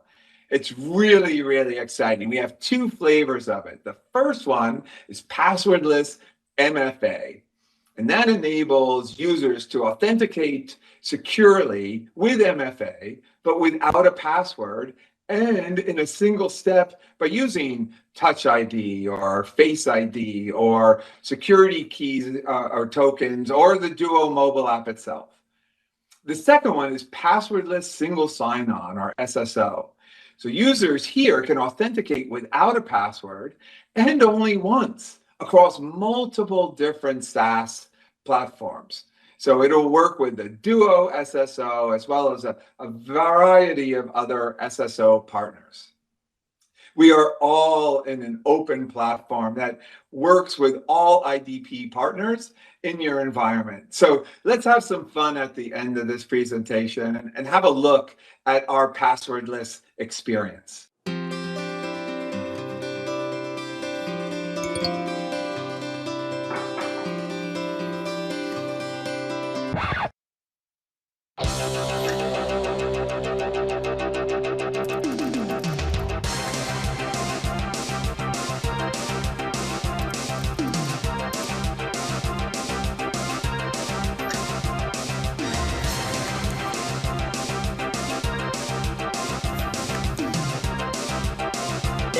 Thanks for showing up. We had to push your presentation back for time. So as I was saying, the project is moving along really smoothly.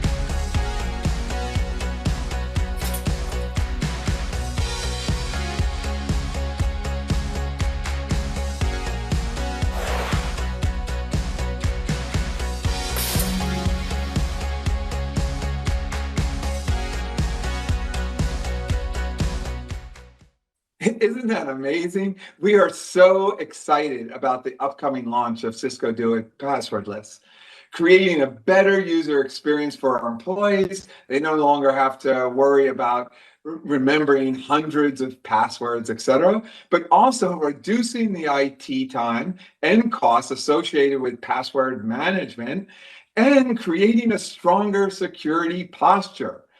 Duo Passwordless is built on the most comprehensive zero trust framework in the market, which has been recognized again and again as a leader in the Forrester Wave. So I hope we've shown you that an effective security also needs to be radically simple. We continue to live in a dynamic world, and we know that another change is right around the corner. With Cisco, you can be confident that you're covered for what's now as well as what's next. Thank you so much for your time. You can learn more about what's going to be going on by clicking the link below. You can also check out other technical sessions for a deeper dive in some of these issues. And with that, thank you again. Have a great day.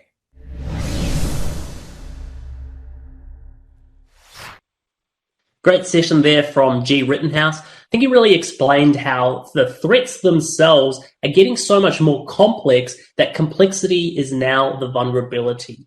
And, Cisco's doing everything that we can in order to make our security solutions as simple as possible to combat this. G spoke about Secure X, which gives you a unified view of your entire environment for free when you buy any Cisco security product. And he gave that case study of how you could use SecureX to respond to something like the SolarWinds attack that took place last year. Then he talked about SASE. He talked about simplifying, how it really simplifies the management and deployment of complex technologies. As an example, data loss prevention for sure, a complex technology deployed simply using Umbrella. And then last but not least, what I'm most excited about, the passwordless experience, which is coming soon to Duo. So definitely keep your eyes peeled for that. Now, Alpa, if people want to learn more about security, then how can they best do that? Head on over to the Anytime Sessions catalog. This is your chance to watch back on any sessions that you might have missed. You can watch them back at your own convenience. So do make sure you check it out. David, is it almost time for another dance break yet? I'm feeling like I want to have a little boogie. Yeah, I'm feeling the same, Alpha, a little bit tired. And we are going to head to another dance break in a second. But first, an amazing customer story. We have a field hospital in Spain, a customer of ours, convention center called EMEAR, that was converted into a field hospital for COVID-19. But not any field hospital. It was meant to be the biggest hospital in Europe, and it was all based on the power of a robust Cisco network, allowing them to secure patient and doctor data, as well as deploy things like distancing and temperature sensors. Then we're taking a dance party break thanks to Insight, so get up and get moving.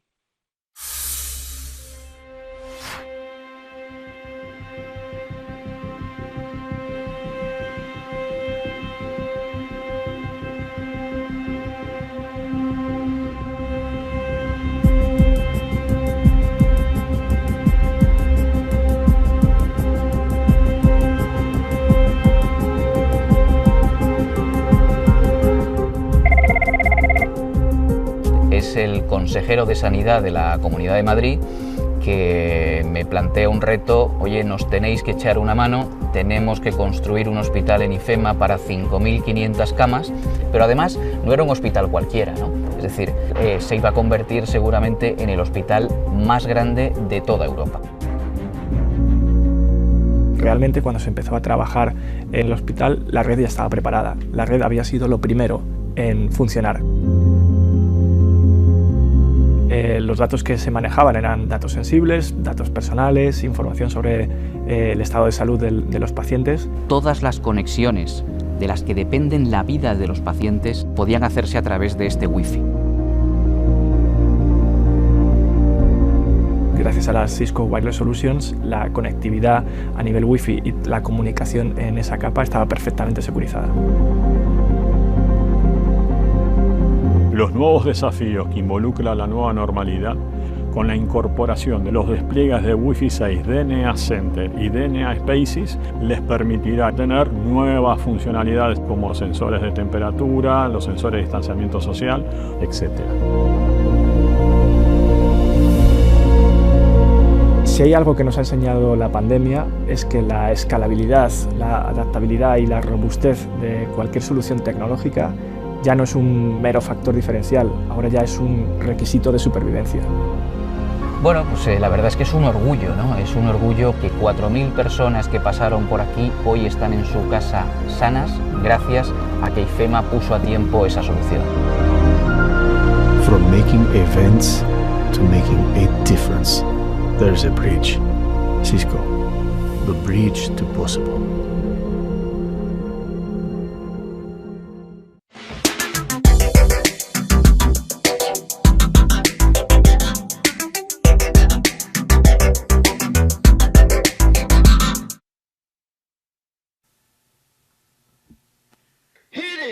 All right, here we go.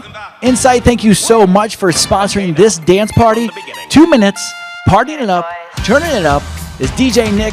It's Cisco Live 2021. Let's go.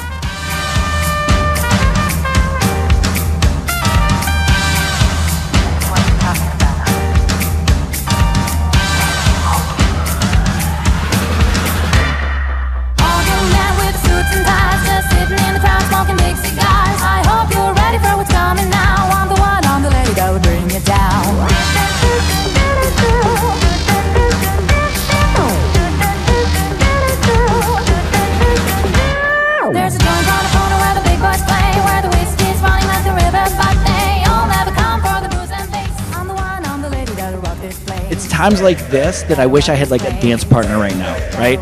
So like I feel like if I was with you right now, I would need a dance partner and it would be a lot of fun, right?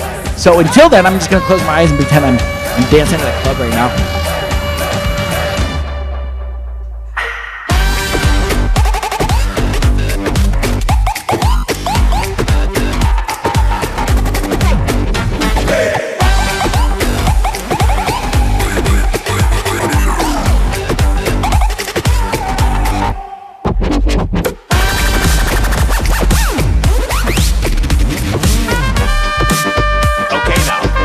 From the beginning.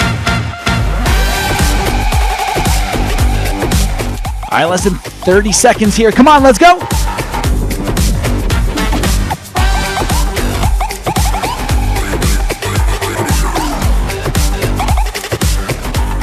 Once again, a huge shout out to our sponsor, Insight. Thank you so much for sponsoring our dance party. Whew, I'm feeling it. Let's get back to it, disco style.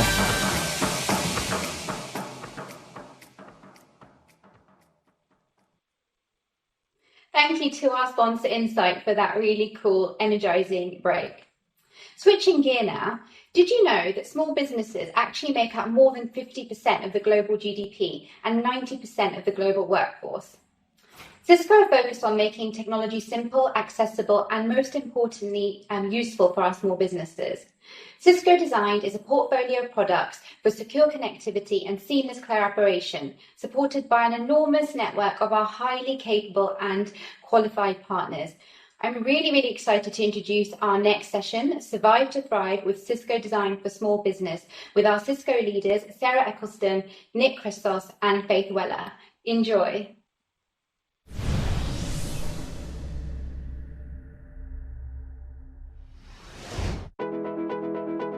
We've seen enormous change. And our day-to-day now looks very different. Small businesses have faced big challenges. Whether it's getting to work, working out how to reach customers, or just plain working, even face-to-face has a new meaning.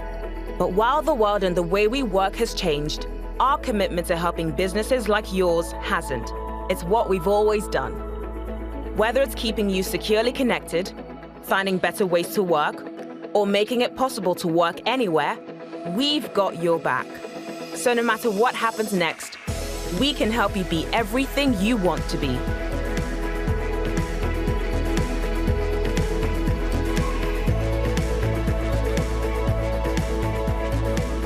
We can help you thrive.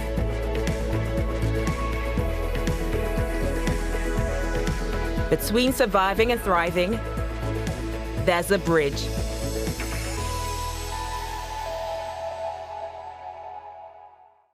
Hi, everyone. Welcome to Cisco Live. I am so glad that you're here with us this week, and I'm especially glad that you joined this session. We know that the small business community has been acutely affected by the pandemic, but we also know that this group is the most resilient, the most innovative, and in many ways, the most important to our global recovery. You are the engine that drives the global economy, and getting you back up and running and helping you build back better is one of our biggest opportunities and one of our biggest responsibilities as a company. In this session, you'll hear more about the investments we're making to help you thrive in the next normal. Whether it's making our technology more affordable and accessible, arming our channel partners with the right offers and use cases, or investing more in marketing, we are committed to getting this right and being a great partner for you now and always. Thanks so much for joining us this week, and enjoy the session. Well, you heard it there from Jerry Elliott. Small businesses are crucially important to us at Cisco. In fact, they're crucially important to everyone everywhere. Every country in the world that has a healthy economy and a strong GDP has a healthy and strong small business sector. Hence why there is so much investment in this space. And unfortunately, it's also been a sector that's been massively impacted by the pandemic of the last year and has suffered many of the risks around recovery and indeed moving from surviving to thriving. But here at Cisco, we have a key principle to make sure that we invest and support and give back to communities where we are also successful. We call that inclusive recovery. In fact, one of the ways we've done so is by going to an organization and supporting their work. It's called the Photography Movement. And they went out to children and said, in the name of mental health, they went to children and said, tell us how you're feeling. And 22,000 children responded with a photograph of how they were feeling. And what you're seeing now on screen in front of you is some of the photos that those children, all under the age of 18, responded with, telling us how they were feeling, how their mental health was during that pandemic. And that was something we at Cisco were very proud and honored to support. And supporting the community with programs like that is important, but nothing is more important to supporting the community than helping small businesses recover and thrive. Small businesses are massively influential in creating employment, in creating revenue, and indeed in creating community. So we also wanted to do a lot to help them recover also. We did this by recognizing small businesses have had a risk of no cash flow or limited cash flow, so we provide 90-day payment deferral. We recognize that they may not be able to have access to the loans they need to buy the technology they needed to digitize their business, to adapt their business models. So we provided 3 years of leasing and payment options. But first and foremost, we're a technology company. So we needed to provide them with the technology that they needed to work in a new way. And that is exactly what we did. We saw a clear pivot of small businesses from buying the kinds of networking intense on-premises networking and technology that they had been purchasing, because of course they were locked down from those premises, and instead they needed to buy the things that enabled them to work from anywhere, to collaborate with their customers, to collaborate with each other, but to do so securely. Luckily, these are exactly the kinds of products and SaaS products that Cisco makes. So we bundled them together into a single offer for $29.95, which included WebEx, it included WebEx Teams, it included the security services and software that they needed to authenticate their users, guarantee safe access, so that they could be guaranteed of working safely in a new way from any location in the pandemic and indeed beyond. And that's one of the things that we did technically to help them. But here at Cisco Live, you're going to see a lot of technology developments and launches get announced. So to talk you through which of those are particularly relevant for small, let me now hand you over to our CTO for Small Business, Nick Chrysos. Thank you, Sarah. Small businesses today are facing very specific technology challenges. What we call the new normal, or better, the new reality, has created the need for more agile and robust business processes, better business resiliency with more mobile and remote workforce. Remote workers have the same responsibilities and needs as in-office employees. To do their jobs, they need a secure way to access their applications and data, meet virtually, share documents, and chat with co-workers, customers, vendors, and business partners. So how do you enable this workforce? How do you give everyone, no matter where they are, the ability to easily and securely communicate and collaborate? How do you streamline teamwork? And you need to do all this while at the same time, you have to protect your people, devices, and data.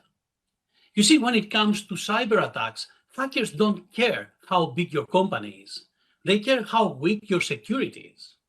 Every time you receive an email, you are accessing a web page for the first time, or connecting remotely to your data over someone else's network, you are opening the door to potential ransomware, phishing, or social engineering scams. Today, small businesses need also to be able to enforce proximity compliance and preserve social distancing for the safety of their employees and their customers.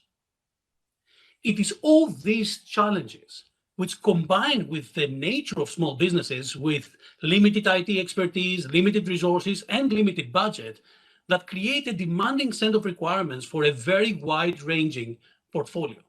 A portfolio that is simple to understand, easy to buy, easy to deploy and manage, with security built in and not bolt on, with scalable enterprise-level features, but flexible for the needs of a small organization, affordable.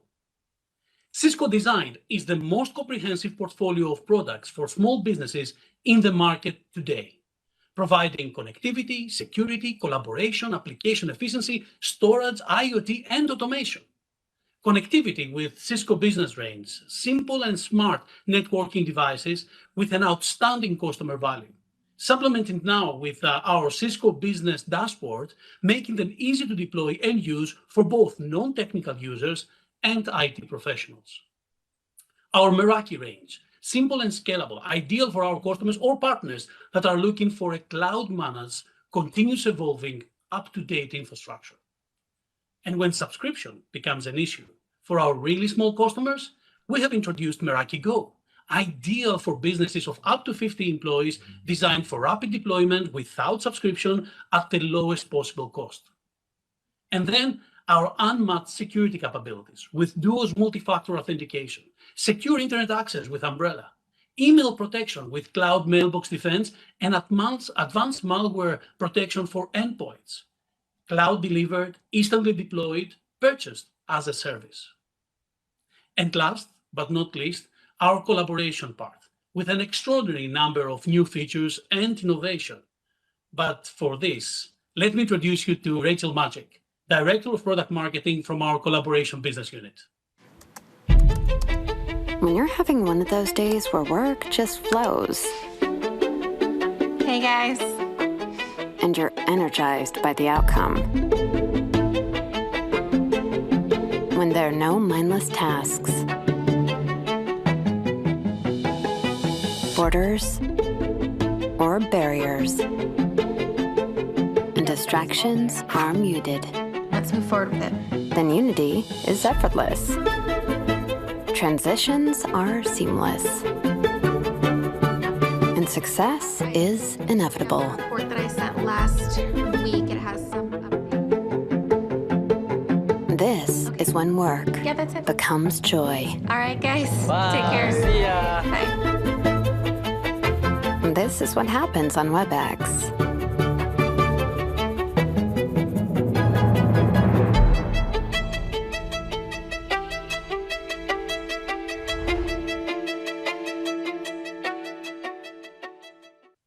Thanks for having me, Nick. Small business is near and dear to our heart in the collaboration business. And if you haven't taken a look at WebEx lately, you haven't seen all of the great new features that we've released. WebEx app is really redesigning the way we're looking at collaboration. It is your one app for the way you call, the way you message, the way you meet. It is way beyond the WebEx meetings that you may have known in the past. It also helps wirelessly share and pair with any devices, any collaboration devices you have. It integrates with the apps that you know and love every day, whether it's Google Drive or OneDrive. We integrate with so many different things, and all of this is built on the security that you know and love from Cisco. And what's also really cool about this is we've re-envisioned the way that we're looking at calling.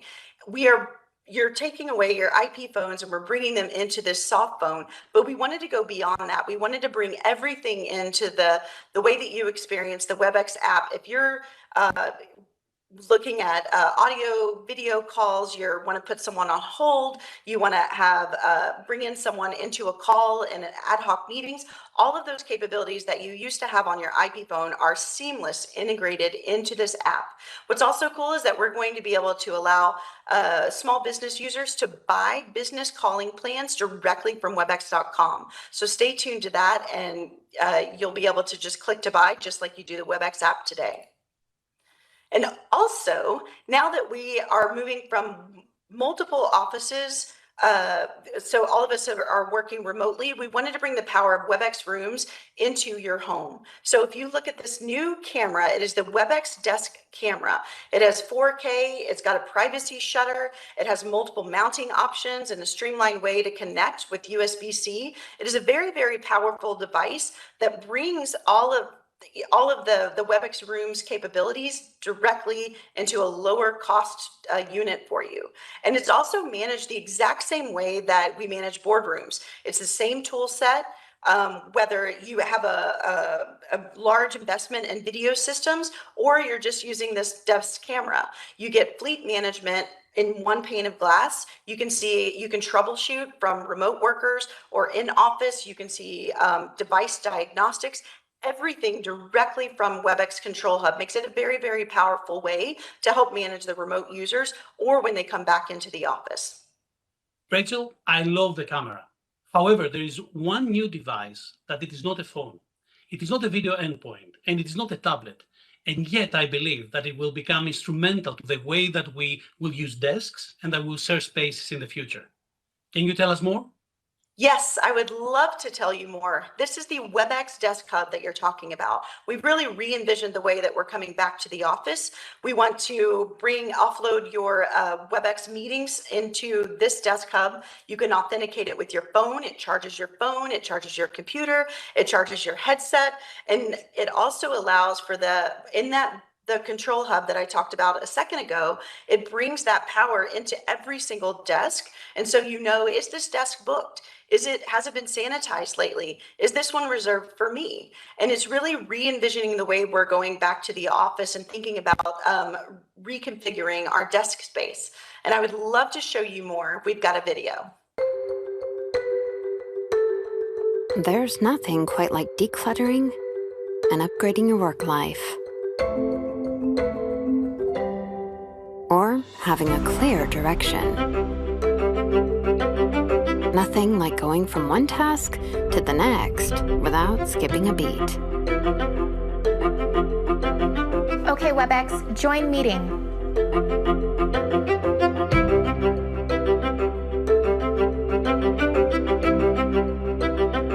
Or like having all the right insights to make all the right decisions. There's nothing like work when it really works. And there's nothing like the new WebEx Desk Hub.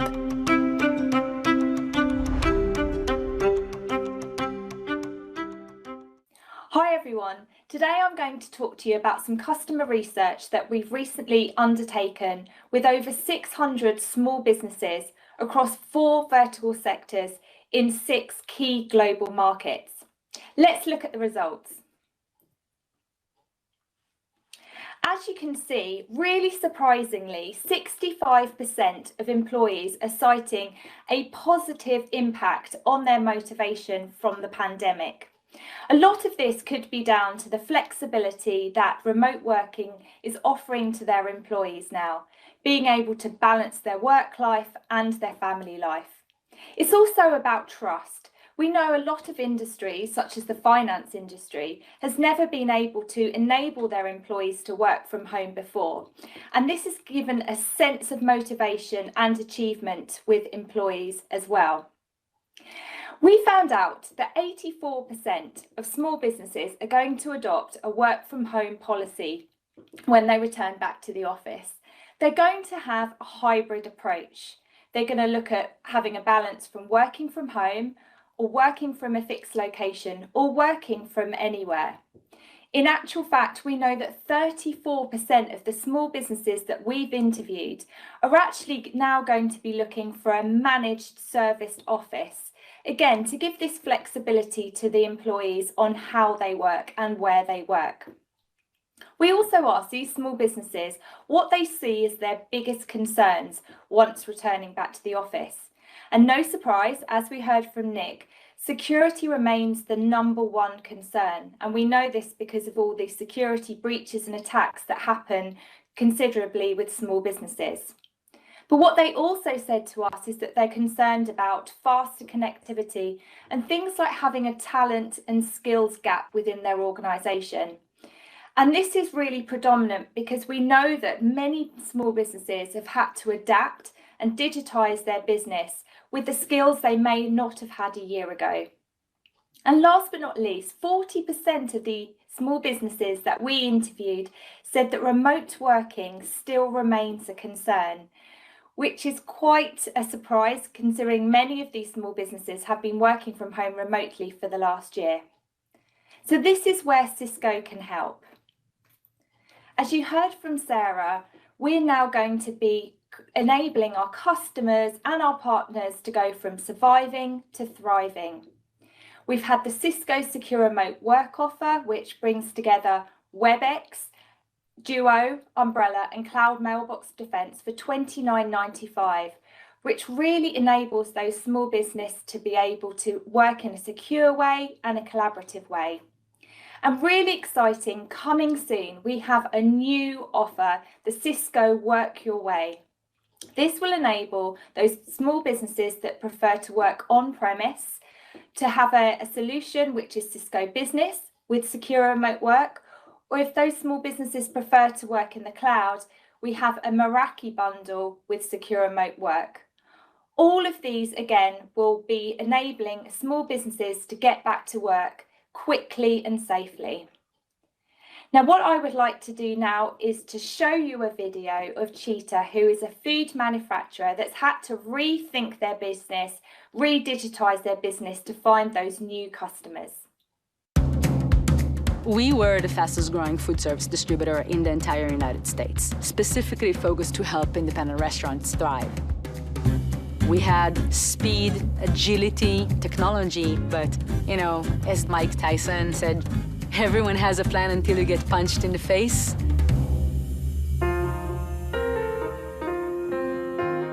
It was very sad to see what is happening to our customers. In March, restaurants' volume dropped down by 80 to 90%. Our sales are linearly correlated to the sales of the restaurants. It was incredibly devastating. We had to shut down markets and manage layoffs.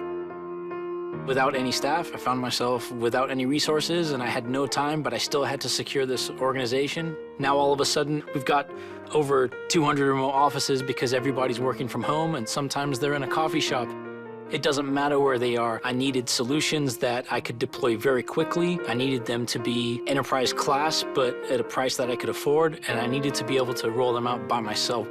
That's where Cisco and Port 53 came in. Let's go to a volume, activity volume there. They came with a comprehensive package that really hit the mark, and they did it in a way that we were able to save money, increase our efficiencies, and stay alive. Thanks, and I appreciate the help. No problem. It's a pleasure as usual, John.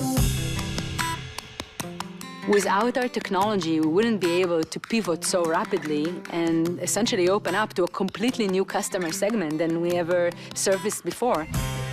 Consumers are operating in a very different way than restaurants. It's a different type of experience on the app that we had to create in a very short period of time. We also had to create a new distribution network that we never had before. We're also commercializing our technology and offering it as a solution to other distributors. And so COVID essentially was a forcing function for innovation. We enable people to have restaurants, to have that dream, to keep it afloat. I would say I was tossed a lifeline by Port 53. We have a multifaceted Cisco design solution, and it does exactly what it needs to do. So I can focus on doing the things I like.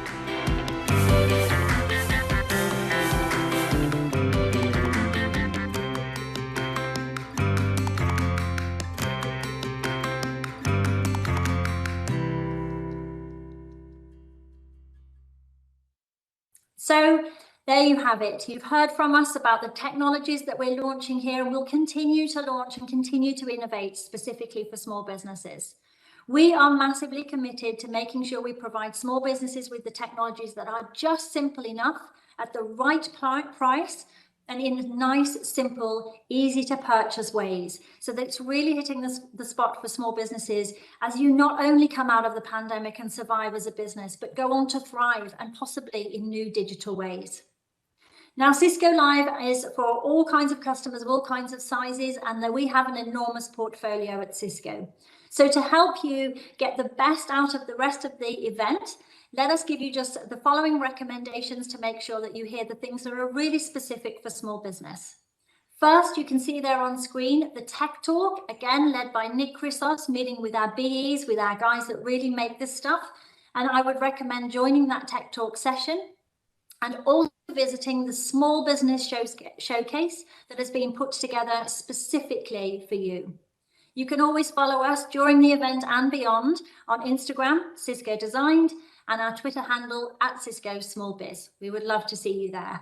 In the meantime, thank you so much for your interest in Cisco, and have a really great Cisco Live.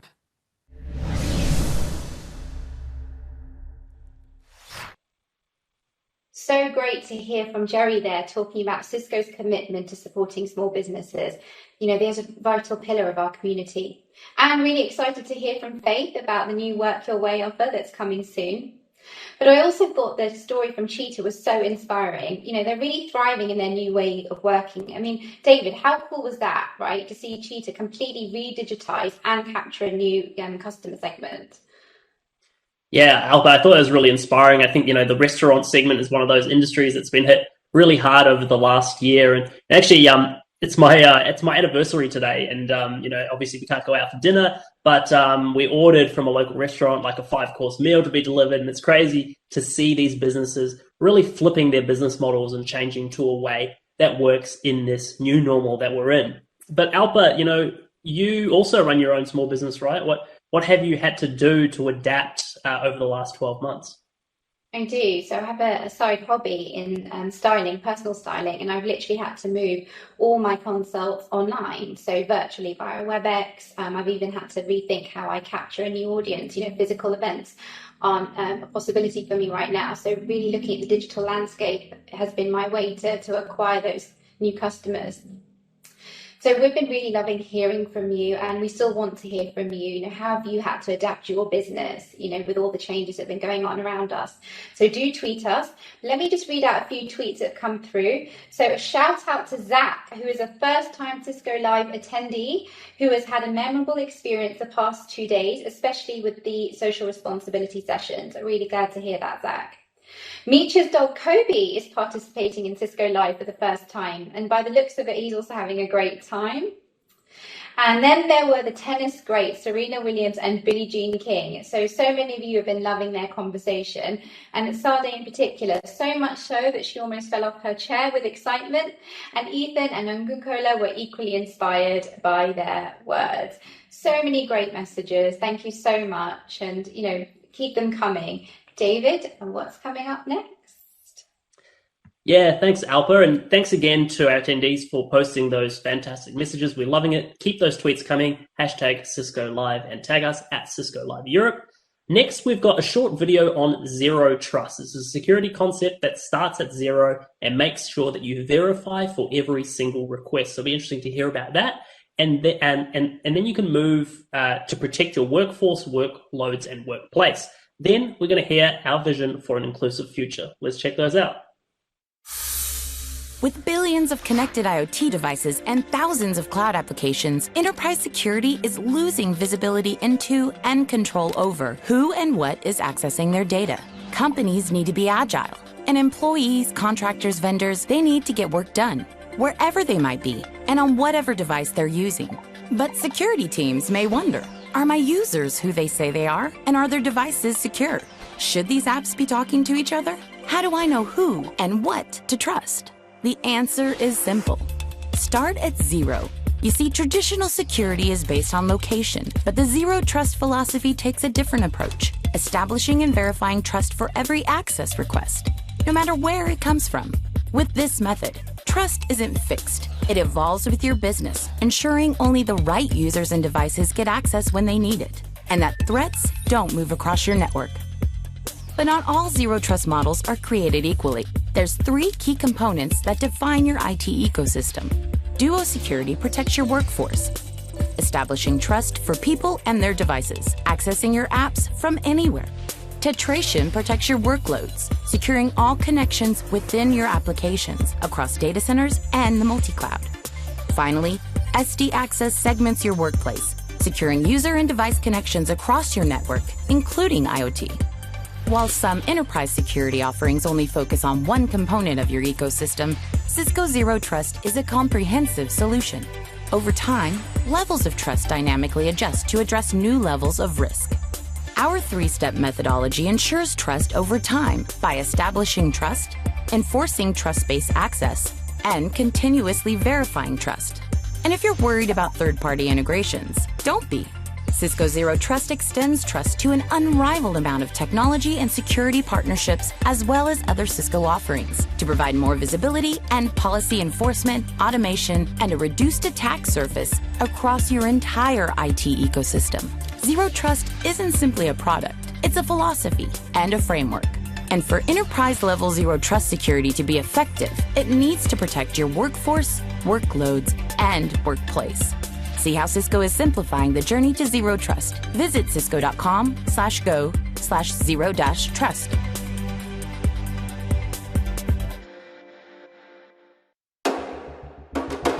What does the future of work look like? We see a future with endless possibilities, where everyone has a seat at the table, wherever that table is, where being productive is different than being busy. A future where devices do more than react. Okay, WebEx, start my meeting. They respond. And distractions are now a thing of the past. Language is no longer a barrier. 个很重要的一程。 And everything you do is secure. We're building technology that serves your greater purpose. We're working towards reducing plastic. Creating experiences that are even better than being there.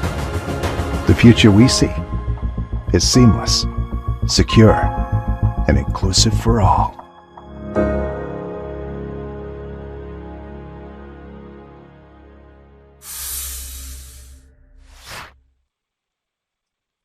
Now, if you are looking to prepare for a zero trust or an inclusive future for all, or you're looking to connect, secure, or automate with Cisco, you're going to need a strong partner. It's all about bringing innovation, supporting change, and removing complexity. I'm a little biased. I work with partners with IoT in my day job, but over and over, I've seen how important our partners are.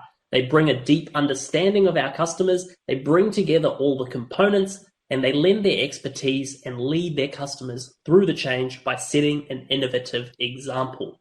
So in the next session coming up, we have Oliver Tusik, who's a Senior Vice President of our Global Partner Sales organization, and he's going to share some customer examples where partners extended Cisco's innovation to turn it up for new ways for their business.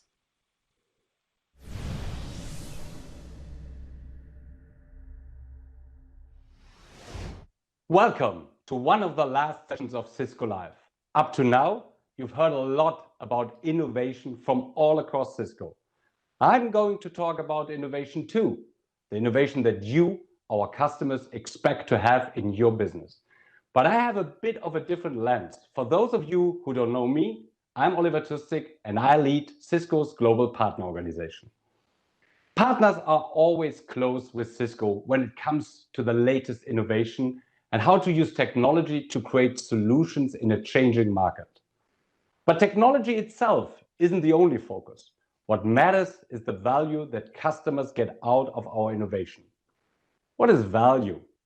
This sounds like an easy question, but the answer is always changing and it's different for each customer. Let's go back more than 25 years, early in my career, when I was selling compact PCs. At this time, my value was picking orders from a fax machine. Remember those? My job was to look through the incoming faxes and decide who would get PCs based on our inventory. That was the value I added to my customers. And you might be surprised, but it was really important at this time, and they called it a value. Looking at it now, it is not much value. A lot has changed. Value, in general, is about solving business problems and creating new opportunities. For example, one customer may want to create a new experience for their customers, but that is difficult during the pandemic when you can't be in person. Some of you are looking to integrate multiple systems or struggling with overwhelming complexity of new technologies and just want an easy way to manage and consume IT. And some of you are looking more at your culture and employee experience and productivity across different worker types and wondering how technology can help you. Cisco has some of the industry-leading technology and innovations. No matter what you look at, intent-based networking, SASE, market-leading collaboration, insights from our data center and app performance solutions, ruggedized IoT, and much, much more. But how can you solve these common challenges in your business? How do you get value from these amazing technologies? It's very simple. You need a bridge. You've heard us talk about Cisco as a bridge before. It is in our logo and our new marketing campaigns. But today, I'm going to highlight a very important point. The key to getting real value for your business from Cisco is with Cisco partners. Customers, you need our partners to extend our innovations to address your unique business needs. And partners, you must define what value you can add. What is your edge? How can you stay relevant during these changing times so you can solve today's customer problems and get ready for the future? Together, we can increase the value for our customers using the combination of Cisco and our partners' unique capabilities. Let me look at our first example. Signa is a premier real estate developer in Austria. As you can imagine, the real estate business slowed down significantly when the pandemic hit last year. They faced the same problem that many of you did. Signa wondered, how can I keep my business up and running when the pandemic changes everything and keeps people at home? Cisco's partner Frink Advanced Services found a creative solution by integrating Cisco WebEx with Ava Robotics and developed a tailored solution that gave Cigna a brand new way to engage customers. Frink is one of our boutique regional partners, a very special one, and it's known for thinking out of the box. Ava has been a WebEx technology partner for many years, and the pandemic created a growing need for their integrated solution, especially in the healthcare sector. But Frink took their knowledge of Ava and WebEx and put them to use in a brand new way. Let's take a look. Imagine you have a business, and that business relies on people coming in, seeing apartments, and then deciding to rent them. And all of a sudden, that's not possible.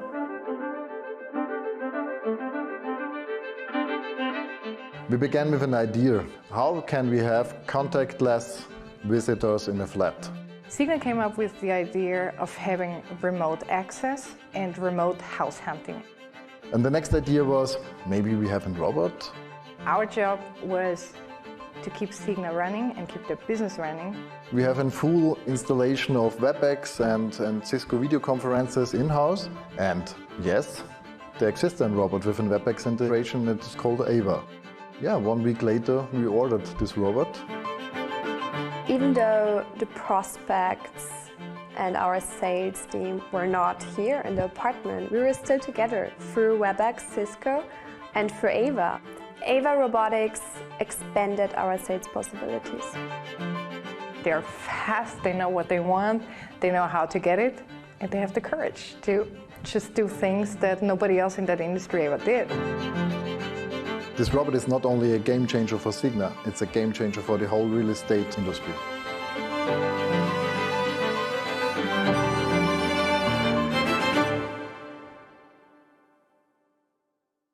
This is a great example of how partners multiply the value of Cisco technology, integrate it with a third-party technology, and build their own solution that meets customer demands.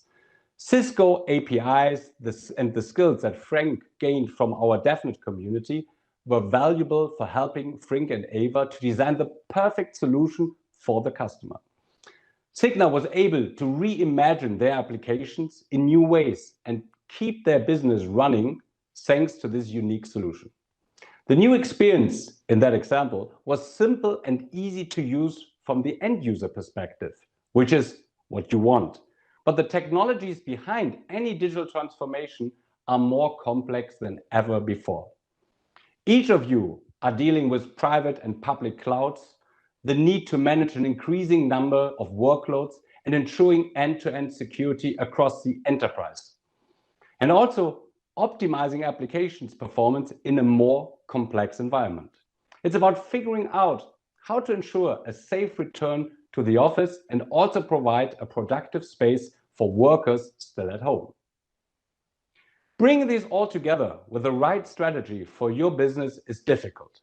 Many companies, big and small, don't have the ability to bring all of this innovation together on their own. They need help and support, and they also want to have flexibility in how to consume and manage everything.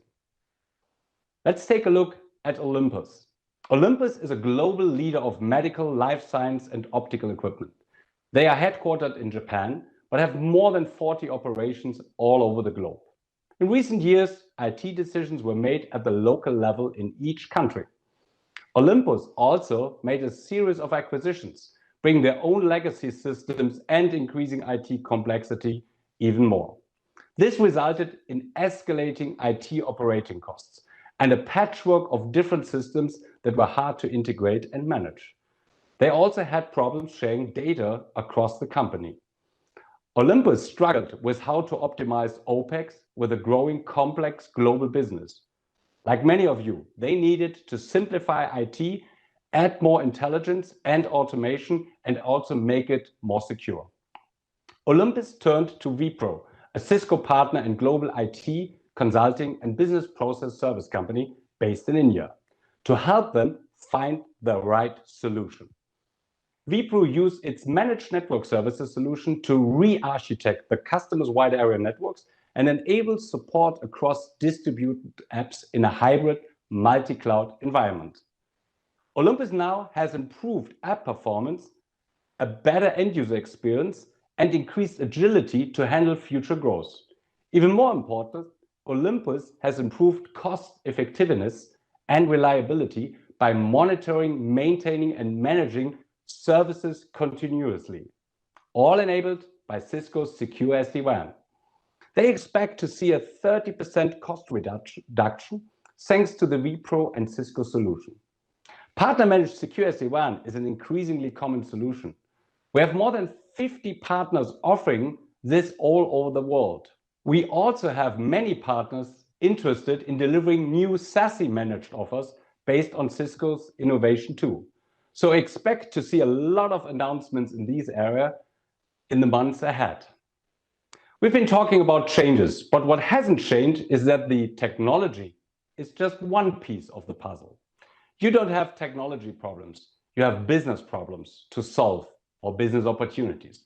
Technology can provide the solution, but is typically not the starting point. A common issue that companies struggle with is productivity, team building, and information sharing. Let's look at Clayco, a customer based in the US, and they have a great story to tell. And I've invited Todd Finders, their CEO, to join me today. Welcome, Todd. Great to have you here. Please tell us a bit more about Clayco and especially what was the challenge you and your team were facing. Yeah, thank you for having me. So at Clayco, we are a develop, design, deliver construction company who really focuses on not just the end product that we deliver to our customers, but the experience. And so in order to deliver that tremendous customer experience and be very collaborative with them, our employees have to have the tools and the ability to collaborate in a very innovative way. And we were really struggling to have that experience and to deliver that experience to our customers.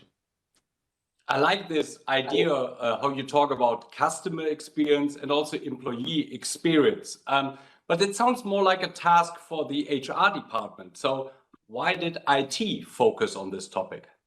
Well, I think employee experience has been a focus of IT for a number of years, and it's been a major focus for us. And so I think the conversations that we were having with the business were just a natural predecessor to this discussion. And so I think we were in a position to deliver the tools, the technologies, and the process to really help our collaborative efforts and again, the overall experience to be better and more effective than what it was. So I think it was just a natural progression of the discussion that we've been having with the business for a number of years. That's good. So then you realized that you need some help to make it happen, to make all the necessary changes happen in the adoption. So how did you finally come to pick Worldwide Technology as a partner to deliver on this promise? Yeah, I think the biggest recognition was, when we looked at our current environment for collaboration in our conference rooms and in our offices and just the software that we were deploying, it in and of itself kind of made it clear why we needed help. The attempts that we had made to do it ourselves, to deploy different technologies to meet some of these challenges, turned into really a hodgepodge of different tools and technologies that just did not play well together. And being a construction company, we were involved with Worldwide Technology, actually building their headquarters building. And so we got to see firsthand the strategies that they were employing to solve the same challenges for their workforce in creating an environment where people could work and collaborate and connect and really have a next level experience. And so that really sparked some thoughts and some vision for our team and our leadership that, if they're if they're able to put this strategy together and integrate the technology so well with the building itself, surely they can help us do the same thing, you know. And so that's really where the idea started of not trying to just deploy hardware and software ourselves, but really engaging with a partner to help us on this journey. So what you're saying, you're gonna use the experience that you saw that Worldwide Technology has, but on the other side, you were also talking about managing the complexity. And I know it is getting more and more complex in these times, but you've been using a lot of Cisco products. Tell us, what was the role of Worldwide helping you to orchestrate and bring it all together? Yeah, we definitely saw that implementing all these technologies in the right way was going to be critical, so that they complemented each other and that we didn't have issues. And so every step of the way, we were able to engage with Worldwide and have their assistance and their guidance in deploying these technologies correctly, to ensure that we were getting the right performance and security, and just overall having the end product that we had hoped for. You know, and again, I think the experiences that Worldwide has had in deploying this for other customers, their Advanced Technology Center, we really saw a partner who had all the pieces necessary to help us achieve our goals. When you say had all the pieces, I think one of the key areas was adoption. Tell us about your experience, how Worldwide Technology helped you on the adoption. Yeah, we definitely wanted a partner who would architect the solution correctly, implement it, and then also help us ensure that our employees adopted the services, because that's really you're not done until that piece is done. And so they really came in and helped us put together a program that delivered a catered experience to people based on the roles that they played and where they would be consuming the collaborative experience. And so our supervisors and project managers who were at a job site in a job site trailer were trained in a way that would show them how to use the technology. And then our senior executives were trained and were onboarded in a different way. And we've really seen that throughout this last year, in the midst of the pandemic, our whole gamut of personas that we have in our company were all able to really be effective. Senior executives have been self-sufficient, and really I credit the onboarding, the training, and just the whole adoption approach in positioning us to really exploit our technology footprint. So to bring it all together, would you state that the innovation and the technology from Cisco, including WebEx, Meraki, Umbrella, SD-WAN, together with the capabilities, the unique capabilities that the partner, Worldwide Technology, brought in, together all of this was able to deliver on what you would expect and to help you to achieve your goals? Most definitely. And again, I think we really pressure tested that whole scenario in the midst of the pandemic this last year. The stresses of having an entire workforce move to work from home and still being required to deliver on the connectivity, the engagement, and the collaboration to keep our business moving. We are an essential business. We're constructing critical infrastructure, and we had to keep our business running. And all of the technologies that you mentioned allowed us to do that in an effective way, in a secure way, and really to take the experience and just move it into the next generation for our company.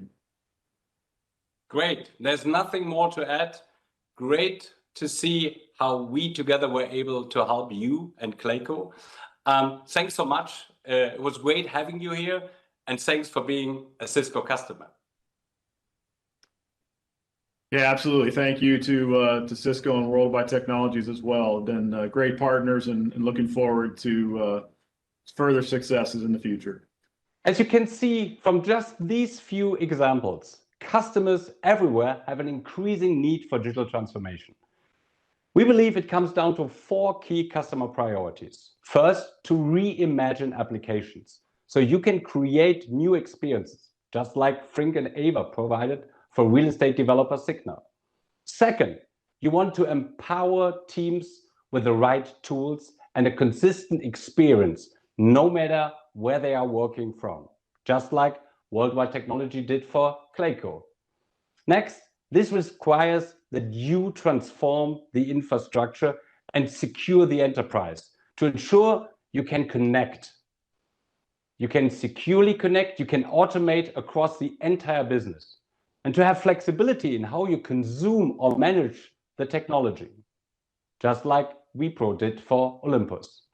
To make all of this real and to bring the Cisco Bridge to life, customers need more from Cisco partners than ever before. So for the partners watching today, you have to work to stay agile and relevant. Explore how you can deliver the right value on top of Cisco's solutions to expand your success. Our customers want your help to consume and manage technology in new ways with your managed offering and as-a-service solutions, and also with simple, flexible EAs that make it easier to buy and renew. You need to grow your development skills so you can build unique solutions on top of the Cisco platform.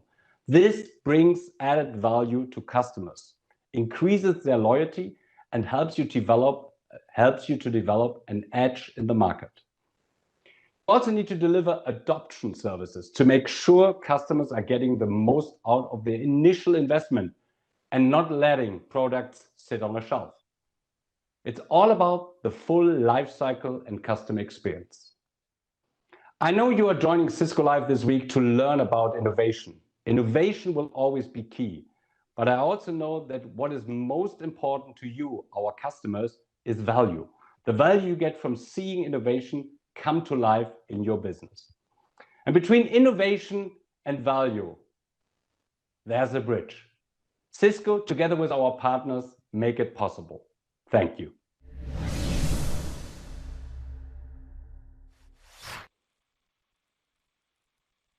Oh, you're on mute, David. So there you go. Great session from Oliver Chiswick there. Excuse my mute button.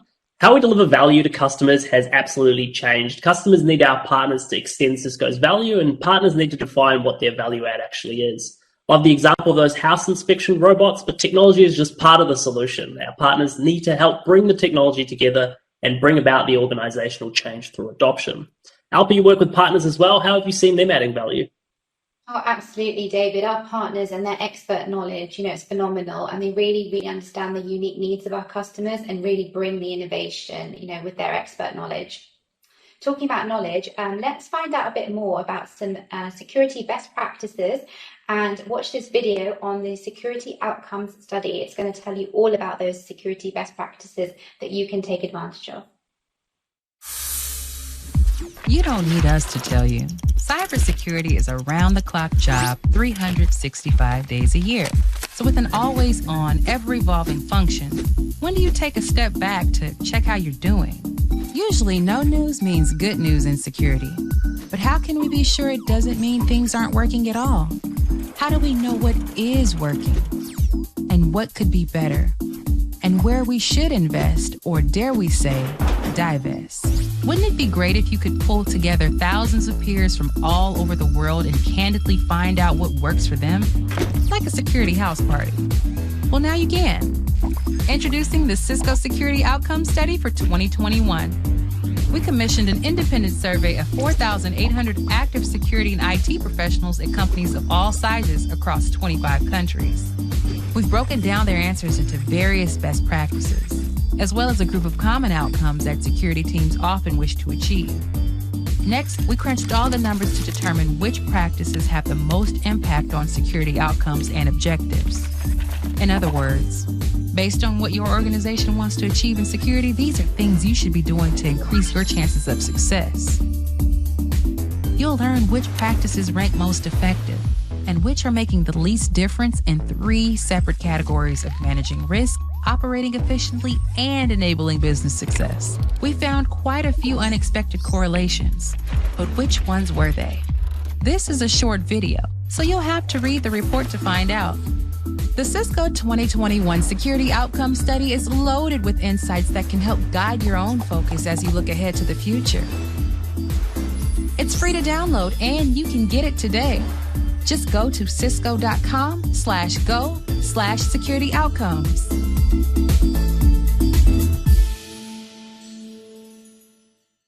This is Kate, and today Kate is leaving her home office and working from the office. Things have changed a bit since she was last there, but change isn't exactly Kate's thing. She actually never changes anything. Same parking spot, same lunch, same coffee cup. If anyone was going to have a hard time with all these changes, it was going to be Kate. Okay, WebEx, ask Wayfinding to find me a space to work. With WebEx, you can see what meeting rooms might be available, automatically book one, and find your way to your room if you happen to be using a new one for the first time ever. And now with Room Navigator, she can even access room controls and start her meeting like never before, because every space has a WebEx assistant. Hey, WebEx, start my meeting. Hey, how's the office? I hear a lot has changed. It has. It's pretty good, actually. I'm actually meaning to show you that. Two-way whiteboarding makes co-creating possible from everywhere. And when it's time to get back on the move, it's easy to transfer your meeting and keep working. So as I was saying.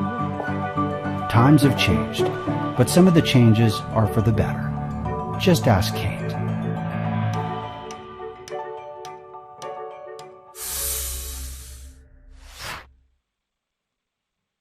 A great video, and make sure you download the report of the security outcome study. Some really helpful tips in there, and it's free and it's available to download today. Thank you so much for all of your tweets and messages. We've really enjoyed hearing your highlights, and please keep them coming. Stay connected with us through Twitter and use hashtag Cisco Live and tag us at Cisco Live Europe. Your feedback is really important to us, so please do take a look at your session surveys on the My Surveys page. They're really quick to use and easy to fill out, so we really value your feedback on that. We're coming to the end of the day now. David, what have your highlights been?